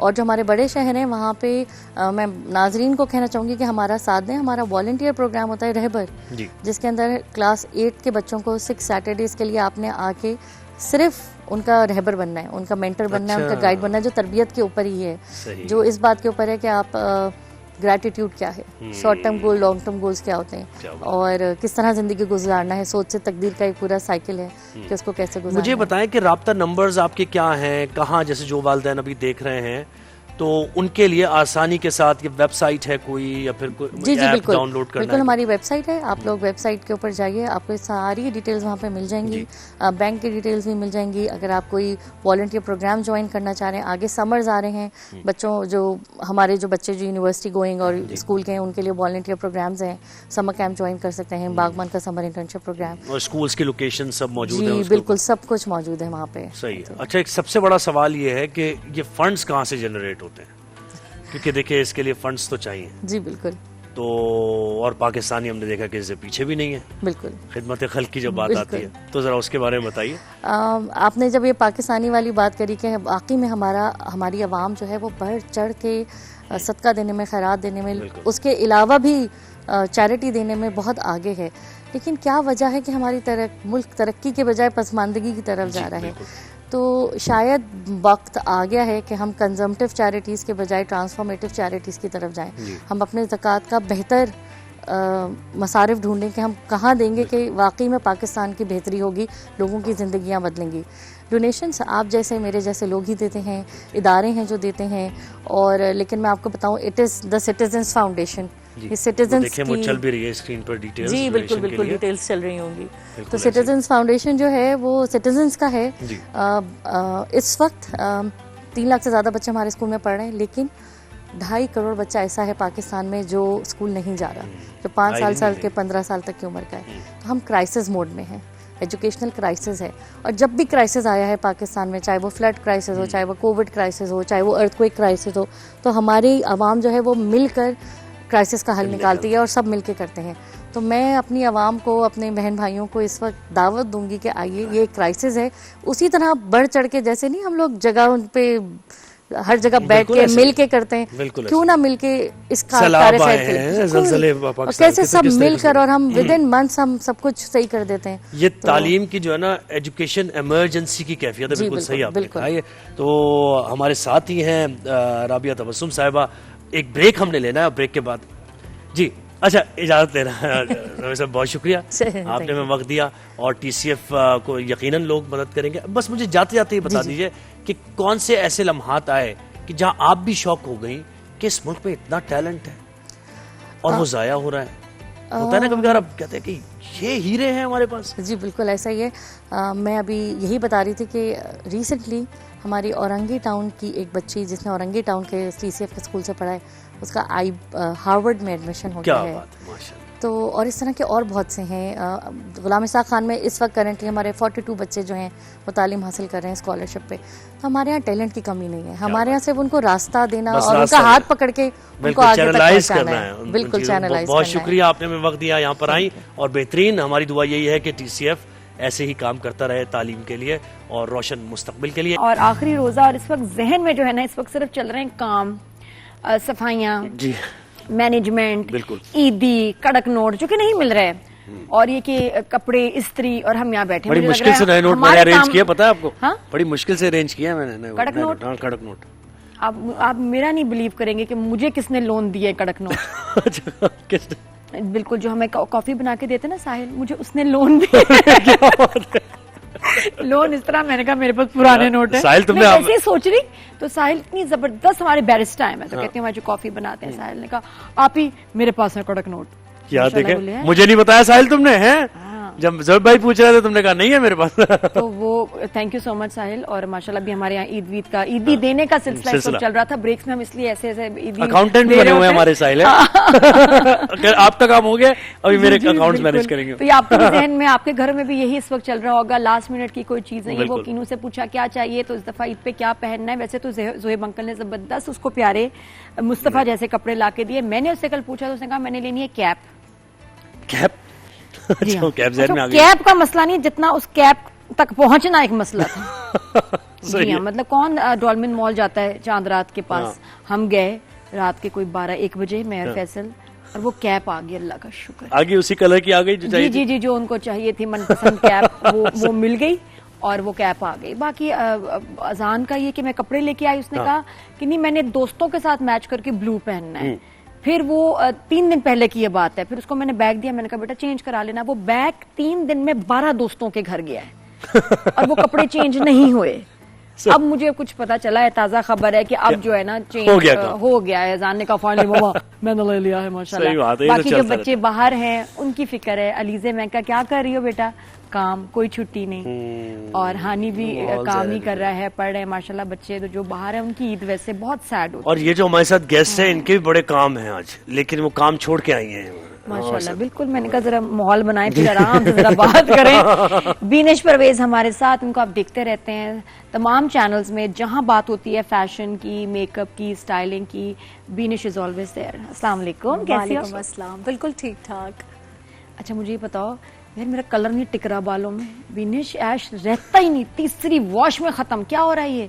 वॉश में खत्म हो रहा है? हाँ, डल हो जा, ऑरेंज की तरफ चला जाता है। ओह, पर्पल शैम्पू। पर्पल करती हूँ, ड्राई हो जाते हैं बाल, फिर उसके बाद झाड़ू। तो फिर टोनिंग ही करा रही हूँ। मुझे नहीं समझ आ रहा, वो मेरी जो मेकअप आर्टिस्ट कह रही, बाल जो मेरी कलर करी लड़की, वो हैरान है, कह रही आप में मसला है, हमारे कलर में नहीं। आप ऐसा करें, आप अमोनिया फ्री की टोनिंग कराएं। अमोनिया फ्री स्टे करता है थोड़ा सा। वो कहाँ से होगा? नॉर्मल जैसे जो रेंज आप ले रही हैं, लेट्स सपोज आप जो भी ब्रांड ले रही हैं, उसका जो अमोनिया की टोनिंग बन रही होगी ना, उनको आप कहें कि सेम शेड ही मेरे अमोनिया फ्री में टोनिंग कर दें। तो अमोनिया फ्री के मॉलिक्यूल्स जो होते हैं ना, वो छोटे होते हैं, तो जब वो डिपॉजिट होते हैं तो वो रहते हैं, स्टे करते हैं। सही बात है। कुछ लोगों को ना, ज़ोहैब को बता रही हूँ मैं तो कहती हूँ कि ईद से ना 3-4 दिन पहले कलर कराएं। वजह है कि बहुत दफा ना इरिटेशन होती है, तो आपको ना स्क्रैच कर रहे होते हैं। मुझे एक दिन तो रहती है, मैं पता नहीं क्यों तंग होती हूँ, वो ड्राई स्कैल्प की वजह हाँ, से। वो टोनिंग की वजह से। तो ये ना कि ईद पे आप गेस्ट आए हुए और- मुबारक, जी जी वालेकुम सलाम। ये मुबारक, ये नहीं होना चाहिए। नहीं, ये बहुत मेजर मसला है और बहुत सारे लोगों के स्कैल्प जो है वो सेंसिटिव होते हैं। और आपने तो नोट कर लिया, अक्सर लोग खुजा रहे होते हैं और उनको यही नहीं पता होता कि वो जो लेटेस्ट हेयर कलर उन्होंने कराया उसकी वजह से ये एक 2-3 दिन का स्टेज रहता है। बेसिकली स्कैल्प जो होता है वो बहुत सेंसिटिव होता है। जैसे हमारी स्किन के ऊपर से ऑयल स्ट्रिप हो जाता है जब हम फेस वॉश करते हैं, उसी तरह जब हम अमोनिया से कलर करते हैं तो हमारा जो स्कैल्प का एक नेचुरल ऑयल की स्ट्रिपिंग है वो होती है, तो सेंसिटिव हो जाता है स्कैल्प, जिसकी वजह से इचिंग होती है। तो ऐसे लोगों को अगर रूटिंग कर रहे हैं तो फौरी तौर पे अमोनिया फ्री पे शिफ्ट हो जाए। एंटी एलर्जी वगैरह भी तो लेते हैं ना, एलर्जी का वो तो फिर बहुत एलर्जिक लोग होते हैं जिनके प्रॉपर पता है रैशेस होना शुरू हो जाते हैं, इचिंग पूरी बॉडी में इचिंग होना शुरू हो जाती है। अक्सर लोगों को तो स्किन फूलना शुरू हो जाती है, तो वो तो फिर अमोनिया फ्री पे ही रहते हैं। और हमारा जो वेदर है कराची का, जो इसमें इतना ह्यूमिड वेदर है, बाल बनाओ कुछ और थोड़ी देर बाद कुछ और हो जाते हैं। हाँ। तो उसमें भी hair care for Eid, specially हम ईद की बात करेंगे, कौन से हेयर स्टाइल्स बनाएं जो किचन में भी आना जाना हो, खराब ना हो, बार बार उसको ठीक नहीं करना हो। वैसे तो कर्ल्स, ब्लो ड्राई सबको हसीन लगते हैं, सब पे हसीन लगते हैं, लेकिन प्रैक्टिकल नहीं है। लेकिन जो किचन वाली खवातीन है ना, उनके लिए बेस्ट है भाई। आजकल तो gel back is back in fashion. आपने स्लीक जेल बैक एक पोनी बना ली, पोनी में आप कर्ल्स कर लें ताकि थोड़ी सी वॉल्यूमिनस सी आपकी पोनी बन जाए, बस यूर सॉर्टेड, पूरा दिन आपका निकल जाएगा। इसकी ने बहुत अच्छी बात की। अब जेल बैक जो पोनी है, जेल बैक या पुल बैक, उसकी भी वेरिएशंस हैं। एक में जिसमें सीधी मांग निकाल के बांधा जाता है, एक में पूरा बांध दिया जाता है। मैं थोड़ा सा जरा ये ऐसे कर लेती हूँ, हल्का सा बेहतरी आ जाती है। और फिर उसको जेल से ऐसे आप पीछे करें। कितने शौक से सुन रहे हैं। मैं देख रहा हूँ आपको, मैं आपके अंदाज देख रहा हूँ, मैं सुन भी रहा हूँ क्या कह रही है बातें। लेकिन कोई बात नहीं, बॉयज की भी बात करेंगे अभी। तो अच्छा, फिर उसके बाद ये कि एक आगे ये वैक्स स्टिक, उसको लगाया जाए, स्टिक को ऐसे करके जोर से आप खींचते हैं बाल को कि ऊपर की तरफ होना चाहिए, नहीं ऐसे नहीं। हाँ। या जेल के साथ, क्योंकि जितना ऊपर की तरफ होगा ना नादिया, आपका फेस लिफ्टेड लगेगा। आप जैसे इस तरफ ऐसे पीछे लेके जाएंगे ना तो आपके फेस पे लिफ्ट नहीं आएगी, लेकिन जब आप उसको ऐसे ऊपर की तरफ लेके जाएंगे ना तो ऑटोमेटिकली आपका यहाँ से लिफ्ट आना शुरू हो जाता है, कोई तो लिफ्टेड लगता है ना अच्छा, चेहरा। फिर उसके बाद बाय द टाइम आप उसको ऊपर कर देते हैं ना, और मेरे हाथ में रबर बैंड आए और जैसे ही बांधा, इधर से बाल निकलने शुरू हो जाते हैं। उसको वैक्स लगाएं, वैक्स लगाएं और कोम करते रहें, वैक्स लगाएं और कोम करते रहें, बस दैट्स इट। और बंद उसको रबर बैंड, मुझे लगता है रबर बैंड ही रबर बैंड बेस्ट है, रबर बैंड बेस्ट है, वही दूध वाला वो जो दूध की थैलियों पे मिलता है, वो वाला। अच्छा, मैंने अभी ढूंढे हैं जो कि चिपकते नहीं और निकल जाते हैं आसानी से, वरना बाकी ना बालों से चिपक जाते हैं, इतने बाल टूटते हैं, बेस्ट है। हम लोग जब मॉडल्स को फैशन शूट के लिए इस तरीके से टाइट पोनीज बांधते हैं तो हम सीधा काट के हम कहते हैं बहन कोशिश भी मत करना खोलने की। आपको वैसे अपनी बेगम पे कौन सा हेयर स्टाइल पसंद है? हर तरह का जो वो बना ले वो अच्छा हेयर स्टाइल है। चलो बात ही खत्म। मतलब ये इनको स्टाइल से कोई लेना देना ही नहीं है, इन्होंने मसला ही हल कर दिया। अच्छा, वो कभी कभी जैनब के बाल बनाए हो, पोनी बनाई हो? जैनब अपने बाल नहीं बनवाती, पता नहीं क्या है। हाँ, वो कहती है कि मुझे ऐसे ही रखते हैं, पोनी टेल नहीं बनाती, पता नहीं क्यों नहीं, कोम नहीं कराती हो। क्या है उसके अंदर, ये जैनब के अंदर? क्योंकि आप इंटरेस्ट नहीं ले रहे। लगती है आपको? नहीं, क्योंकि आप इंटरेस्ट नहीं ले रहे। A lot of times when men don't take interest तो वो खवातीन वो हो जाती हैं, लूजन अप हो जाती हैं। ज़ैनब तो बेटी है, ज़ैनब मेरी बेटी है, अच्छा बेटी है, 9 साल की बेटी है, तो वो उसकी मामा पीछे पीछे भागती रहती है, वो करती है नहीं। बच्चियां हाथ नहीं आती ना, क्यों है, बच्चियों में है। और ये होता है, कुछ बच्चियां बड़ी शौकीन होती है ना, पोनी, क्लिप्स, हेयर बैंड्स, कुछ को कोई शौक नहीं होता। हाँ, नहीं उसको। आई थिंक उसको ये she is destined for bigger things. हाँ, वैसे ये भी है, बहुत ख्वाब और उसकी मंजिल कोई कुछ और है। तो वो अच्छा, ये आ गया। अब बालों की बात की हमने, इसके अलावा मेकअप, बिनिश मेकअप का बताओ, ईद पे कौन सा मेकअप किया जाए, किस तरह के मेकअप शेड्स चीजें इन मेकअप जैसा भी किया जाए, एक तो थोड़ा सा स्किन केयर कर लें पहले आप, क्या ठीक है, स्किन केयर, स्किन रूटीन करके फिर तो बुरा हाल हो गया, डेली मेकअप हो रहा है। तो आप ईद वाले दिन जो है ना वो पहले 2-4 घंटे आराम से उसको पैम्पर कीजिएगा, फिर मेकअप कीजिएगा। मुझे लग रहा है उधड़ रही है यहाँ से स्किन। आप रोज रात को वैसे मेकअप रिमूव करके तो ऐसा वैसा, और फिर उसके बाद कुछ लगा के सोती हैं ऐसा वैसा, बस तो फिर ठीक है। फिर भी खराब हो रही है इतना, मुझे लग रहा है कि अब स्किन पील होने वाली है। नहीं, अब इतना भी बुरा नहीं, पता है, थकन से और थकन लग रही है, जरूर थकन लग रही है, बिकॉज़ ऑब्वियसली आप रोजे भी रख रही होंगी, शोज के लिए भी आना हो रहा होगा, आप डिहाइड्रेशन का इलाज करें। पानी भी पानी नहीं, तो कम ये आपकी गलती है। देखें, पानी ना पीना वो तो है, इसलिए भुगत भी मैं ही रही हूँ। सफर भी तो मसले में शिकायत नहीं करी तो आपसे पानी शिकायत is very किसी से नहीं कर important for your रही। skin। शिकायत भी मेरी अपने आप से ही है, मैं अपने आप से ही कर रही हूँ। कि अब हो गया है। पानी ज्यादा अब क्या करूँ आने वाले दिनों में कि मेरी skin हाइड्रेशन की ना कैप्सूल्स आती हैं, हैं? हाँ, वो आप पानी में मिला लें और वो पिए। हर चीज का मैं कहता हूँ इतना ये विशेष कौन सी सर्कल है? सा है कि ये नहीं तो ये कर ले, ये नहीं तो ये करा ले, ये नहीं तो ये करा ले, क्या है? तो पानी होगा नहीं? पानी नहीं होता वो, जैसे बेसिकली गेटरेड है, हाँ, तो वो आपको हाइड्रेशन नॉर्मल पानी से ज्यादा देता है, ठीक है। उसी तरह ये टैबलेट्स होती हैं। नाम क्या? मैं तो अमेरिका से मंगवाती थी, फिर अब स्प्रिंग्स पे मिल जाती हैं। क्या नाम है इसका? OHS करके येलो कलर का है। आप जोहेब उनको नोट कुछ कर, जोहेब भी नहीं फोन बोले, OHS। नोट कर लो। आप उनको सिंपल जाके नीचे स्प्रिंग्स पे उनकी फार्मेसी, आप उनको बोलें कि मुझे OHS। हाइड्रेशन की वो और उसको चाहिए। पीने का क्या प्रोटोकॉल बस है? पानी में डाला, पी लिया आपने। लेट्स सपोज अगर आपने 1 ग्लास पिया है तो वो आपको 3 ग्लास का हाइड्रेशन देगा। और ये सबके लिए ना, ये तो आप वैसे स्किन कोई भी के पी सकता है, मर्द ये इतनी हजरात, अच्छी चीज बच्चे। है। मैं पानी जनरली बहुत कम पीती हूँ, मुझे लगता है मैं पानी पी रही होती हूँ, अजीब सी बात है, थोड़ा सा मुझे लगता है साइकोलॉजिकल भी, मुझे लगता है मैं डूब रही हूँ। यार, कैसी बातें करती है हम नादिया। नहीं है, ये है, ये पानी के साथ ना होता है। और भी मेरे कुछ अपने ग्रुप है हमारा, हम थोड़ा सा ना, तो फिर वो मैं बस होता है मसला, ज्यादा पानी नहीं पी सकती, मुझे घबराहट शुरू हो जाती है ज्यादा पानी। नहीं, असल ब्रीदिंग में प्रॉब्लम होती है कुछ लोगों में, सही कह रही है। तो आप जल्दी जल्दी पीती हैं पानी? थोड़ा पानी पीते हुए 1 गिलास पानी पिया, 3 दफा रुके हैं आप। हाँ, इसलिए फिर मैंने टम्बलर स्ट्रॉ वाला लेके कि मैं पीती रहूं, फिर मुझे याद भी नहीं रहता, क्योंकि अब मुझे प्यास लगती भी नहीं। अजीब बात होता है। अच्छा, ये क्या वजह है? हाँ। प्यास क्यों नहीं लगती? मैं डॉक्टर तो रही हूँ, नहीं बता दे। Guess क्यों करो। नहीं लगती, पता नहीं। आई थिंक लोग स्वेट भी होता है ज्यादा वैसे। नहीं करते, हाँ। या बस हैबिट भी बन जाता है। हैबिट हमें वैसे नोटिफिकेशन लेट आती है, बहुत सारी मसले। मेरा नोटिफिकेशन सिस्टम वीक है। नादिया ये नहीं बोलना, ओहो सॉरी हो गया, लेट हो गया। गए। हाँ जी, नादिया ये नहीं करना, ओहो लेट हो गए। तो ये पानी का भी बहुत लेट मैसेज आता है 2 दिन बाद कि पी लो पानी। इफ्तारी का इंतजार हो रहा है आपको भी, मुझे लग रहा है नहीं इफ्तारी नहीं, का मेकअप इंतजार। मेकअप की अच्छा, बात मेकअप करें, का। मेकअप मेकअप बताओ तो ये भाई। कि बस स्किन केयर अच्छी सी करें, और इसके अलावा जो खवातीन जिनका किचन का काम बहुत है, अक्सर लोगों के यहाँ लंच पे दावतें होती हैं, अक्सर लोगों के यहाँ डिनर्स पे दावतें होती हैं, तो वो जो लोग खवातीन on and off drawing room और किचन के बीच में स्ट्रगल कर रही होती हैं, उनके लिए जो है वो एक होता है फिक्सिंग स्प्रे, एक होता है सेटिंग स्प्रे। अगर फर्क आप क्या है? किचन में खड़ी रह रही है ना, तो आप फिक्सिंग स्प्रे लगा दें आखिर में।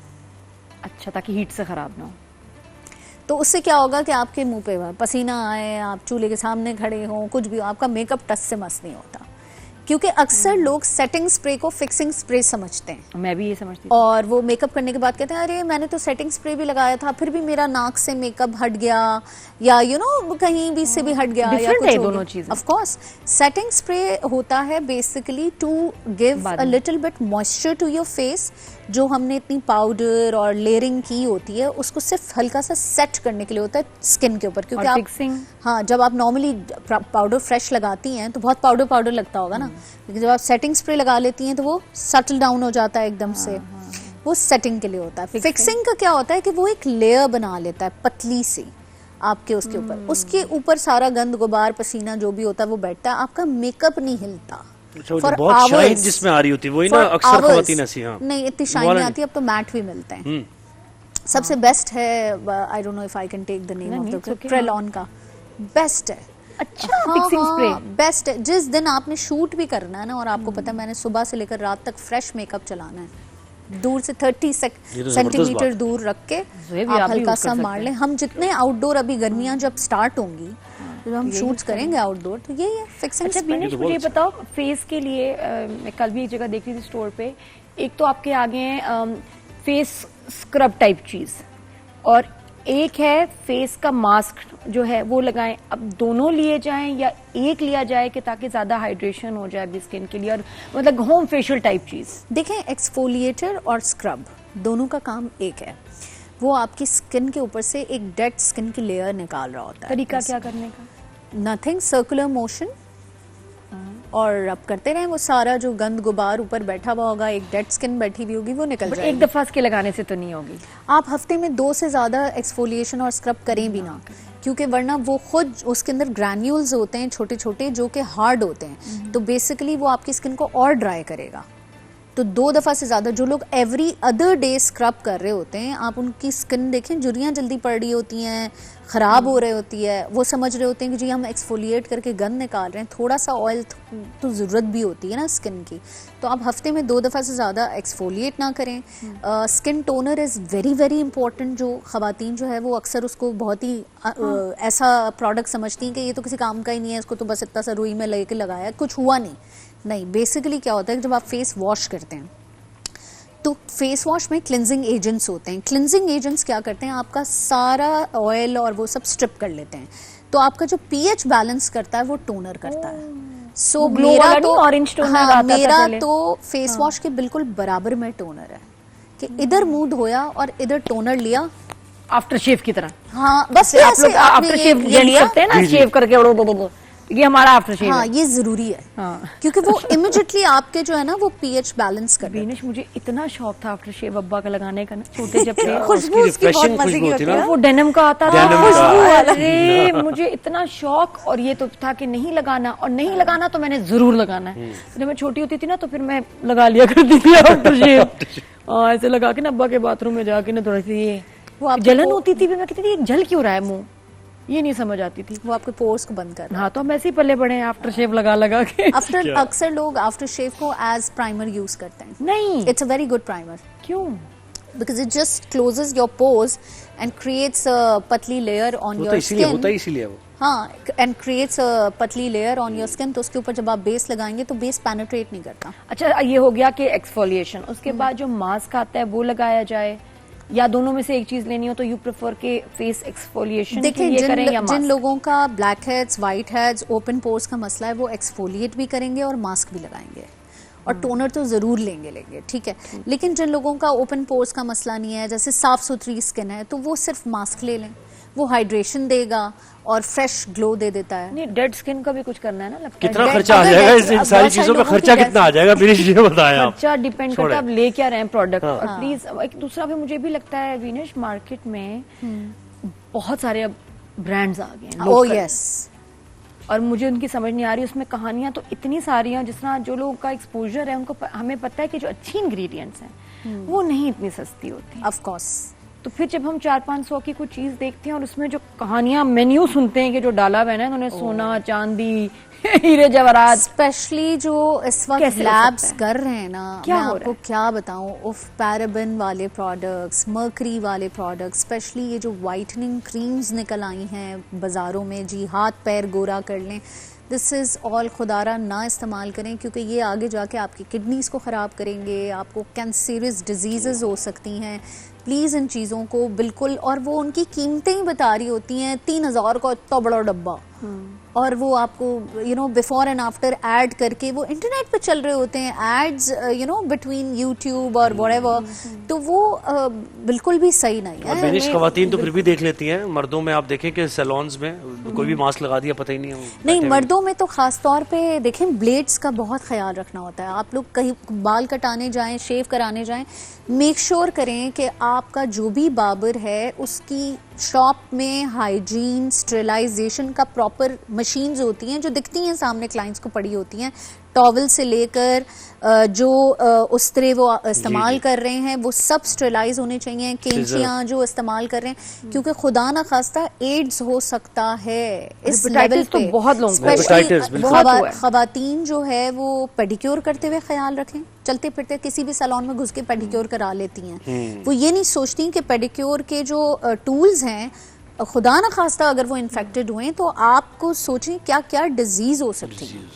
बिल्कुल सही मर्दों में तो खास तौर पे मैं अपना मैनिक्योर का सेट है, पेडिक्योर का जो वो ही उनको देती हूं, वो मैं उनको ले जाती हूँ और मैं घर ले आती हूँ। सही। अच्छा, मुझे बताओ ट्रीटमेंट्स इस दफा ईद के लिए ज्यादा पॉपुलर कौन सी? अब तो खैर बताने का फायदा नहीं, कल तो ईद है। लेकिन ये कि जिन्होंने करवाई है, अच्छा मैं एक और चीज देख रही थी, मैनी पेडी के लिए अपॉइंटमेंट ही नहीं मिल रही।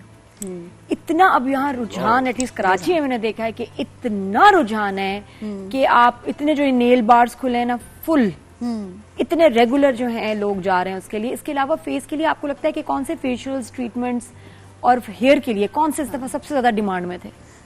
हाइड्रा फेशियल तो ऐसा डिमांड में चल रहा है कि लोग नॉर्मल फेशियल से तो अब हट गए। Hydra has become the normal facial, ठीक है। फिर उसके अलावा जो है वो नैनोप्लास्टी बालों के लिए, उनको अब गर्मियां चल रही हैं तो क्या उनको नैनोप्लास्टी? कैरेटिन का थोड़ा सा मॉडर्न वर्जन है और वो फ्रिज आपका एलिमिनेट कर देता है, हल्के फुल्के बाल आपके स्ट्रेट हो जाते हैं, तो वो नैनोप्लास्टी लोग बहुत करवा रहे हैं। और इस दफ़ा को मैंने 20 या 25 हेयर कट कर लिए होंगे जी। हानिया आमिर वाला हेयर कट कर देंगे। अच्छा, छोटे वाला तो हाँ, वो शॉर्ट कोरियन बॉब जो नहीं होता लेयर्स वाला, वो बहुत इन अरे है। हानिया आमिर वाले डिंपल भी लोग जाके बना रहे हैं। हाँ, ये भी मैंने डॉक्टर्स सुना है, बना सही के दे कहा, रहे हैं, ये स्टिच क्या कर है? लेते हैं, डिंपल आ जाता है। मैंने कहा तो मैंने मैं लिटरली सोच, जो लड़की आ रही है सैलून में, अच्छी हानिया आमिर वाला बॉब, मैंने कहा यार I have to call this girl and say you have set a trend. Short hair cuts normally हमारे यहाँ इतना ज्यादा रुझान था नहीं, लेकिन अब आहिस्ते आहिस्ते चूंकि जाहिर है, जैसे इकरा करवाती थी शॉर्ट हेयर कट, तो जो इकरा के फैंस होते थे उस जमाने में, आई स्टिल रिमेम्बर जब इकरा ने बॉब कराया हुआ था, आगे से एलिवेटेड सा था, तो सब इकरा का नाम लेकर आते थे। तो ये चीजें भी हैं, हमारे माशाल्लाह से एक्टर्स हैं जो काफी ट्रेंड सेट करते अच्छी हैं। बात है कि कल हानिया अपने कोई stars- और हेयर स्टाइल कर ले। हाँ, लेकिन मैंने ये क्या किया, मैंने अच्छा 20-30 लगता है हजार रुपए कि खर्च कर दिया, हम हानिया अपने ने change एक्टर कर से इंस्पायर्ड है, अल्हम्दुलिल्लाह। मुझे बहुत अच्छी बात लगती है कि अगर आप इंस्पायर्ड है तो अपने पाकिस्तानी स्टार्स, और अच्छी पहले होता था चीजें। बॉलीवुड वालों को देख रहे हैं, हॉलीवुड वालों क्यों देखें उनको? हमारे अपने आर्टिस्ट इतने खूबसूरत, इतने मुझे इसी ट्रेंडी बात हैं, पे तो खुशी उनको हुई देखें। कि वरना पहले जो है वो दूसरी इंडस्ट्री के लोग तस्वीरें लाते थे, और अब माशाल्लाह हमारे आर्टिस्टों की जब तस्वीरें आती थी मुझे भी खुशी सबसे होती है। हसीन लगते हैं सना जावेद। हाँ। उसके बाल बाल उसका माशाल्लाह। मेकअप, उसका स्किन, शी सो ब्यूटीफुल। सब बहुत प्यारी हैं, लेकिन मैं सना के तो मैं ऐसे दिखती रहती हूँ। उसकी स्किन शुरू से बहुत अच्छी, बाल कुछ नहीं करती। कल मेरा एक दोस्त मेरे पास आया, बिल्कुल ही चेंज, मैं पहचाना ही नहीं उसको। क्यों, क्या हुआ? बिल्कुल वो गोरा लग रहा था, कॉम्प्लेक्शन उसका बिल्कुल फेशियल करा गोरा, गया? साफ सुथरा, यहाँ से ये बाल कटे हुए। ड्राई मैंने कहा, कहाँ से आए हो तुम? सैलून से आया था। मैं कितने अरे पैसे खर्च लड़कों किए? में- कितने पैसे चाहिए? तो तकरीबन 30-40-50 हजार उसके लग गए थे उसमें। चलो, अपने रिजल्ट तो मिला है। दुख तो ये कि जब रिजल्ट ना मैंने मिले, कहा, क्या thank you। जरूरत थी इसकी? खुशी मुझे क्यों इस नहीं? बात की है कि क्यों मर्दों नहीं? में- अपने ऊपर नहीं खर्च करे तो किस पे खर्च करे? पहले तो करना चाहिए ना अपने ऊपर। नहीं, थैंक यू। मुझे मैंने कहा, मुझे क्या इस जरूरत बात थी? की किससे हो रही मिलने है। जाना था तुमने? यार ये गलत बात कर रहे हैं ना आप। देखें, मर्दों को अपने साफ आप सुथरा को- रहना बहुत जरूरी अपने है। आप को शीशे में देखेंगे, मैं तो 10 लोग खुश उनको होती देख हूँ रहे जब हैं। हमारे मर्द जो है वो अपना Conscious मैनिक्योर हैं। पेडिक्योर फेशियल्स की तरफ आते हैं, बिकॉज हमारे मर्दों में ये उनको भी awareness लगा बहुत दें आप, देर से उनको भी आता लगा है। दें आप। लगाने की इस बात जरूरत पे। नहीं है, लग चुके वो हैं। बेचारे, उनको अपनी अपनी खवातीन के अफोर्ड करने में बेचारे हो जाते हैं। बिल्कुल, जाए ना जेंट्स से लोना वैसे भरे हुए हैं। मर्दों में आजकल जो है वो mullet hair cut is very वैसा वैसा। हाँ। बस आखिरी रोजा, आखिरी सेगमेंट हमारी रमजान ट्रांसमिशन का। Zuhaib, thank you very much, बहुत साथ दिया आपने, बहुत कुछ सीखने को मिला। बहुत शुक्रिया आपका जबरदस्त भी, रही बहुत ट्रांसमिशन। शुक्रिया आपका भी, जबरदस्त। और ये कह रहे हैं वेलकम बैक हम करते हैं और आदत सी हो जाती है। खैर, अब ये समझे इस साल का रमजान का आखिरी वेलकम बैक ही है ना? है ना? ये इस आपकी भी ट्रांसमिशन वैसे रमजान। पहली ट्रांसमिशन थी? जी आप हाँ, पहले इस बिल्कुल इस किस्म की रमजान ट्रांसमिशन पहली थी, लगा जिसमें नहीं। सारी चीज़- हाँ बिल्कुल लगा नहीं, लगा कि पता नहीं कितने सालों से ज़ुहैब करते जो आ रहे है हैं, करते आ रहे हैं। रमजान ट्रांसमिशन करते आ रहे हैं। बस लेकिन वो आपका माशाल्लाह साथ इस तरह रहा ना कि वो फिर और पूरी टीम का साथ ऐसा रहा अल्हम्दुलिल्लाह। नहीं, वाकई कि हमने इसमें- मिलके ही काम किया। इसमें टीम का बहुत बहुत बड़ा हाथ होता है कि जितना अच्छी तरह अरेंज करना, गाइड करना, टॉक बैक पे सुनते रहना। और मैं अक्सर होता है कि मॉर्निंग शो कर रहे होते हैं, टॉक बैक पे कुछ चीज़ें मैं ऐसे गोल कर जाती हूँ, लेकिन यहाँ मैंने एक एक चीज़ सुनी और उसको उसी तरह फिर उसको अप्लाई किया और माशाल्लाह बहुत बहुत काबिल बिल्कुल। और हमारी ख़ास हिस्सा हमारे कॉरेस्पॉन्डेंट्स भी रहे रमज़ान मुबारक में, थ्रू आउट पूरे मुल्क से, जो इफ्तारी के अहवाल बताए कि कहाँ क्या क्या हो रहा है। कैसे तो कैसे बाजारों में गए कैसे- हमें कैसे अफ्तारी का बाजारों- माहौल दिखाने। जरा बड़ी हमारी जो फेवरेट हैं, वैसे तो सब बहुत अच्छे हैं, सभी सबने बहुत मेहनत अच्छा काम की, किया। लेकिन जमजम जो है असल में करीब में है तो कुछ ले भी आती है हमारे लिए कभी बिल्कुल कभी। ऐसे। जमजम ने भी ज्वाइन किया। पैकेटों में, थैलियों में। हाँ, कैसी हो भाई, कैसी हो भाई जमजम, क्या हाल? अस्सलामुअलैकुम, मैं ठीक हूँ, आप लोग कैसे हैं? ठीक है। हम ठीक है जमजम, जाओ जाके थोड़ा सा फेशियल वेशियल कराओ, बाल कलर कराओ। तुम क्या कर रही हो यहाँ? तो तैयारी करो, आज तैयारी बस करो क्या ईद के लिए। करें? कहाँ जाना है तुम्हें? साथ मेहंदी वेंदी नहीं लगानी? आपको रिपोर्ट भी तो करना है। बस उसके बाद मैं बताओ, चली गई तो आपको रिपोर्ट कौन करेगा? अपॉइंटमेंट ली हुई है, उसके बाद फिर क्या? तो कुछ घंटे रह गए, अब कुछ तो तैयारी करो ना ईद की, जाके क्या करना है? नादिया, इसके बाद 9 बजे का लाइव रिपोर्ट करना है मुझे कि अल्लाह। सैलून में कितना रश है। उसके बाद 12 बजे का मुझे लाइव रिपोर्ट करना है कि लड़कियां मेहंदी लगा रही हैं। हाँ, 12 के बाद मैं सोचूंगी कि अगर मेरे लिए टाइम बचा तो फिर कुछ हो सकता है। जभी तो हमारी और सबकी फिलहाल फेवरेट है मैं आप कहाँ- जमजम, जभी तो सबकी फेवरेट है आप। बस बस बस फिर मुझे किसी चीज की जरूरत ही नहीं है ना। क्या इस बात, पे वैसे क्या ही बात। यही बात है। सही बात।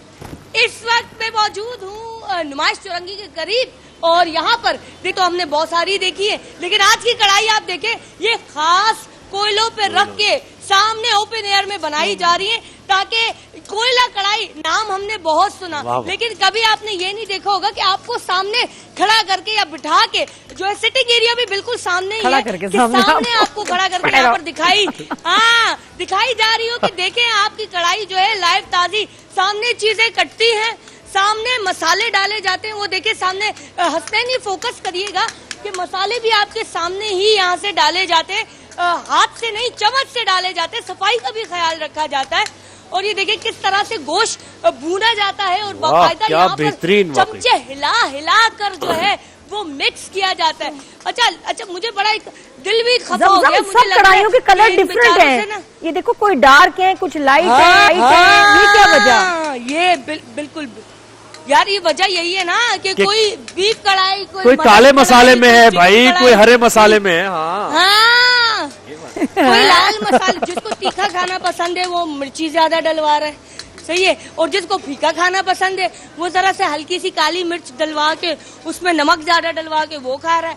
ये ना मेरा ख्याल से इनसे मुझे ऐसा लग रहा है कि मालिकान खुश नहीं है, इसलिए इनसे मिर्ची और ये प्याज कटवाए जा रहे हैं। ये बेचारे जब से बैठे कसम से ये 10 किलो प्याज इनके आगे रख लिए और ये मिर्ची देखिए बेचारे कब से इसी में लगे हुए हैं। इनकी आंखों में आंसू तो नहीं आ रहे की होगी, कोई जमजम इनसे ये कोई भंड मारा होगा इन्होंने ये जमजम पूछो कि आंखों में आंसू आते हैं जब प्याज काटते हैं तो इनको कोई तकलीफ नहीं होती, कोई टोटका इस्तेमाल किया है कि भाई आंखों से नहीं? वो आदत हो गई है, आदत हो गई, आंखों को आदत हो जाती है, आदत हो गई है ना, प्याज को आदत हो जाती है, जैसे हमें हो गई है। सही बात, वो जैसे हमें हो गई है, यही चीज है, समझ गए, ये अंदर की बात है। और इसके साथ ताजा चपातियां भी देखे यहाँ पर बनाई जा रही है, और उसके अलावा कटाकट यहाँ पर प्राइस क्या कढ़ाई की प्राइस पूछ रही, प्राइस पूछ। चलो मैं फिर कढ़ाई के पास जाती हूँ। अच्छा कटाकट भी आगे बनाया जा रहा था, लेकिन अब मैं यहाँ पर आई हूँ। भैया कढ़ाई की क्या प्राइस होंगी? Chicken mutton beef. हाँ चिकन की बता दे यार, धुआं आगे बहुत है, चिकन की बता दो। क्या मकसद? चिकन 1800 रुपए। 1800 रुपए किलो।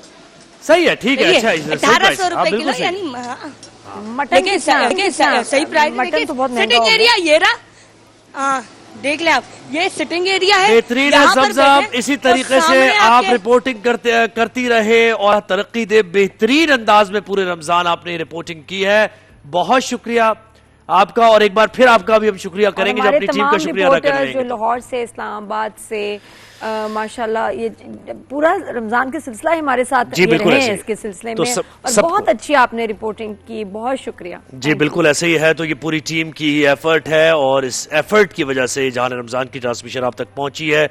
और सबसे पहले तो जो चैनल की इंतजामिया है उनसे हम आगाज करेंगे, क्योंकि उनकी अगर सपोर्ट ना होती, बैकिंग ना होती, तो ये मुमकिन ही नहीं था। काम हर लिहाज से उन्होंने हमें जो भी हमें रिक्वायरमेंट हुई वो दिया। आमिर अनीस साहब CEO है चैनल के 365 न्यूज के, और हमेशा एक फोन कॉल पर भी रहे, यहाँ पर आते भी हैं रोजाना, जो भी कोई बात होती थी हम फौरन मसला उनके पास लेके जाते थे और हल होता था। अच्छा, फिर हाफिज तारिक महमूद साहब जो कि मैनेजिंग डायरेक्टर हैं, MD हैं, और हमेशा शुरू से लेके फ्रॉम द वेरी बिगनिंग, जब ये रमजान ट्रांसमिशन हम कर रहे थे, कंसीव कर रहे थे, कॉन्सेप्ट, आइडिया सारी से बात हो रही थी, तो वहां से फिर उन्होंने इसको लीड किया और साथ साथ ही। और खास थैंक यू टू हाफिज साहब, आमिर, फॉर योर पेशेंस, क्योंकि मैं जिस तरह परेशान हो जाती थी, जिस तरह ये लोग मुझे लेके चले हैं और मुझे बड़ा काम रखा और मुझे कन्विंस किया कि अच्छी इंशाल्लाह ट्रांसमिशन कर पाऊंगी।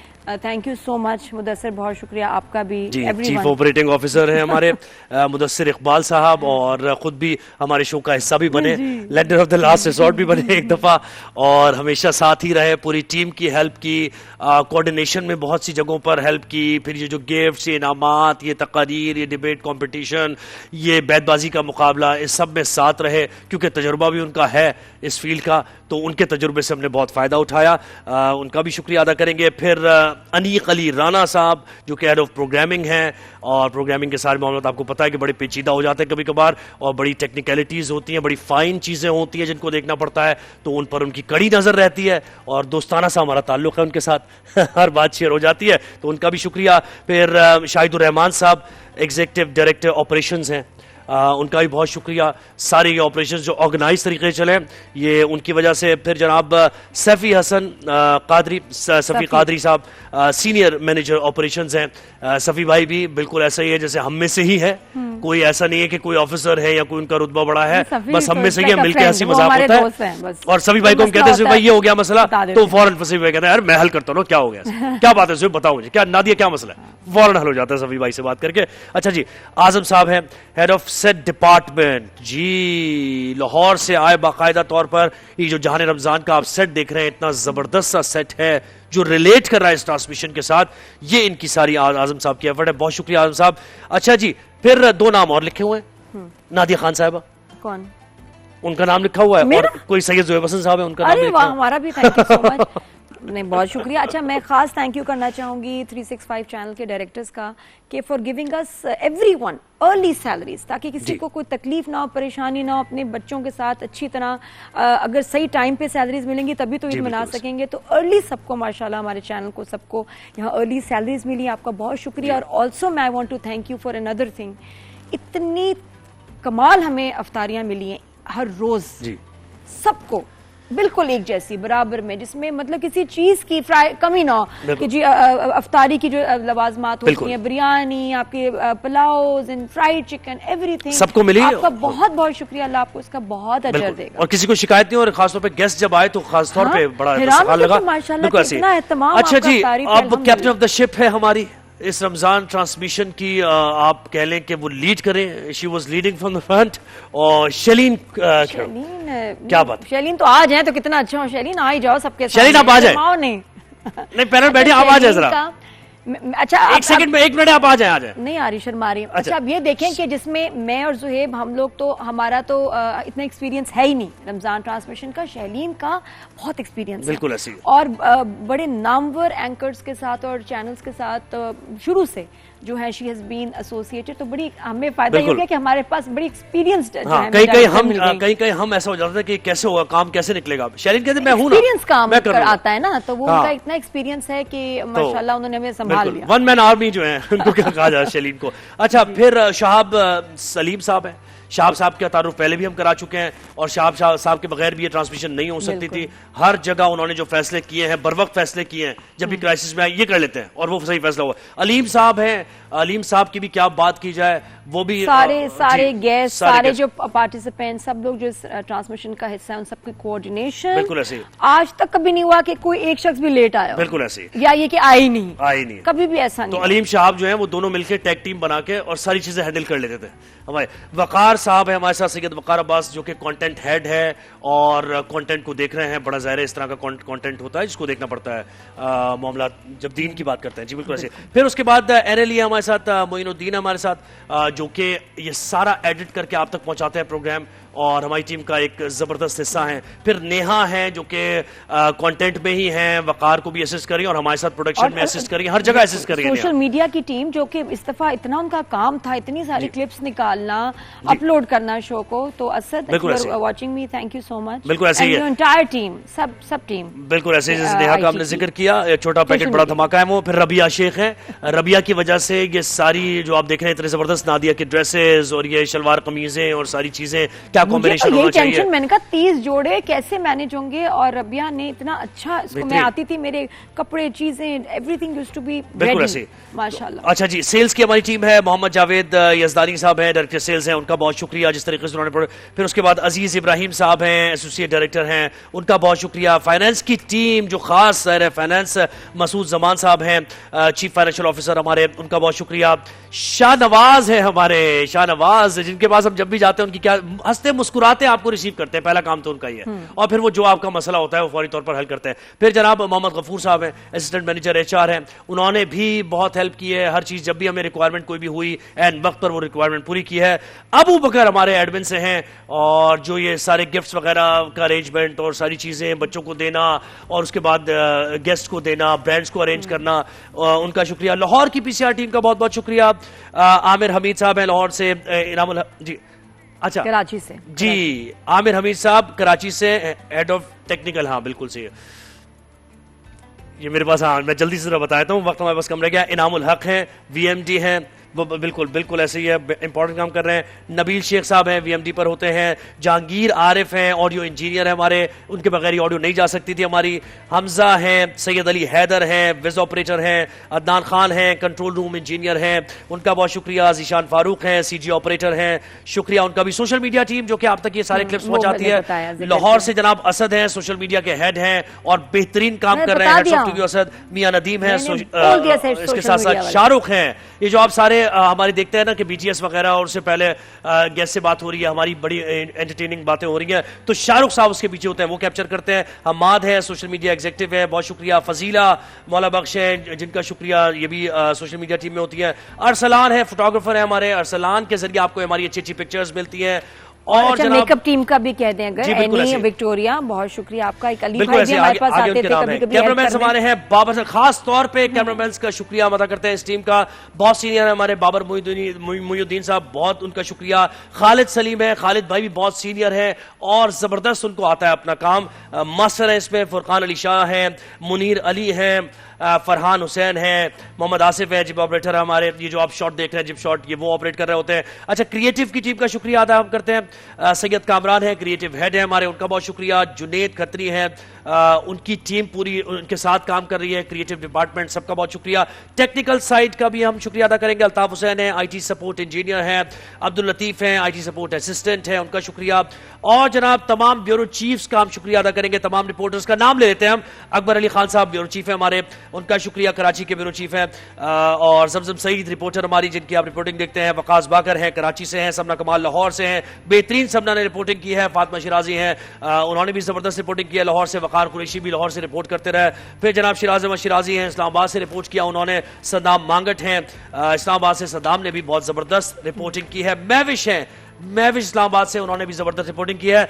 मेकअप का जो आपने जिक्र किया, हमारी विक्टोरिया और एनी, बिल्कुल अली हैं, बिल्कुल अकलीम है, इन सब का बहुत शुक्रिया। फिर इलेक्ट्रीशियंस हमारे, उनका भी शुक्रिया। औसाफ अहमद खान हैं, फैजान, औसाफ अहमद साहब हेड ऑफ इलेक्ट्रीशियंस हैं।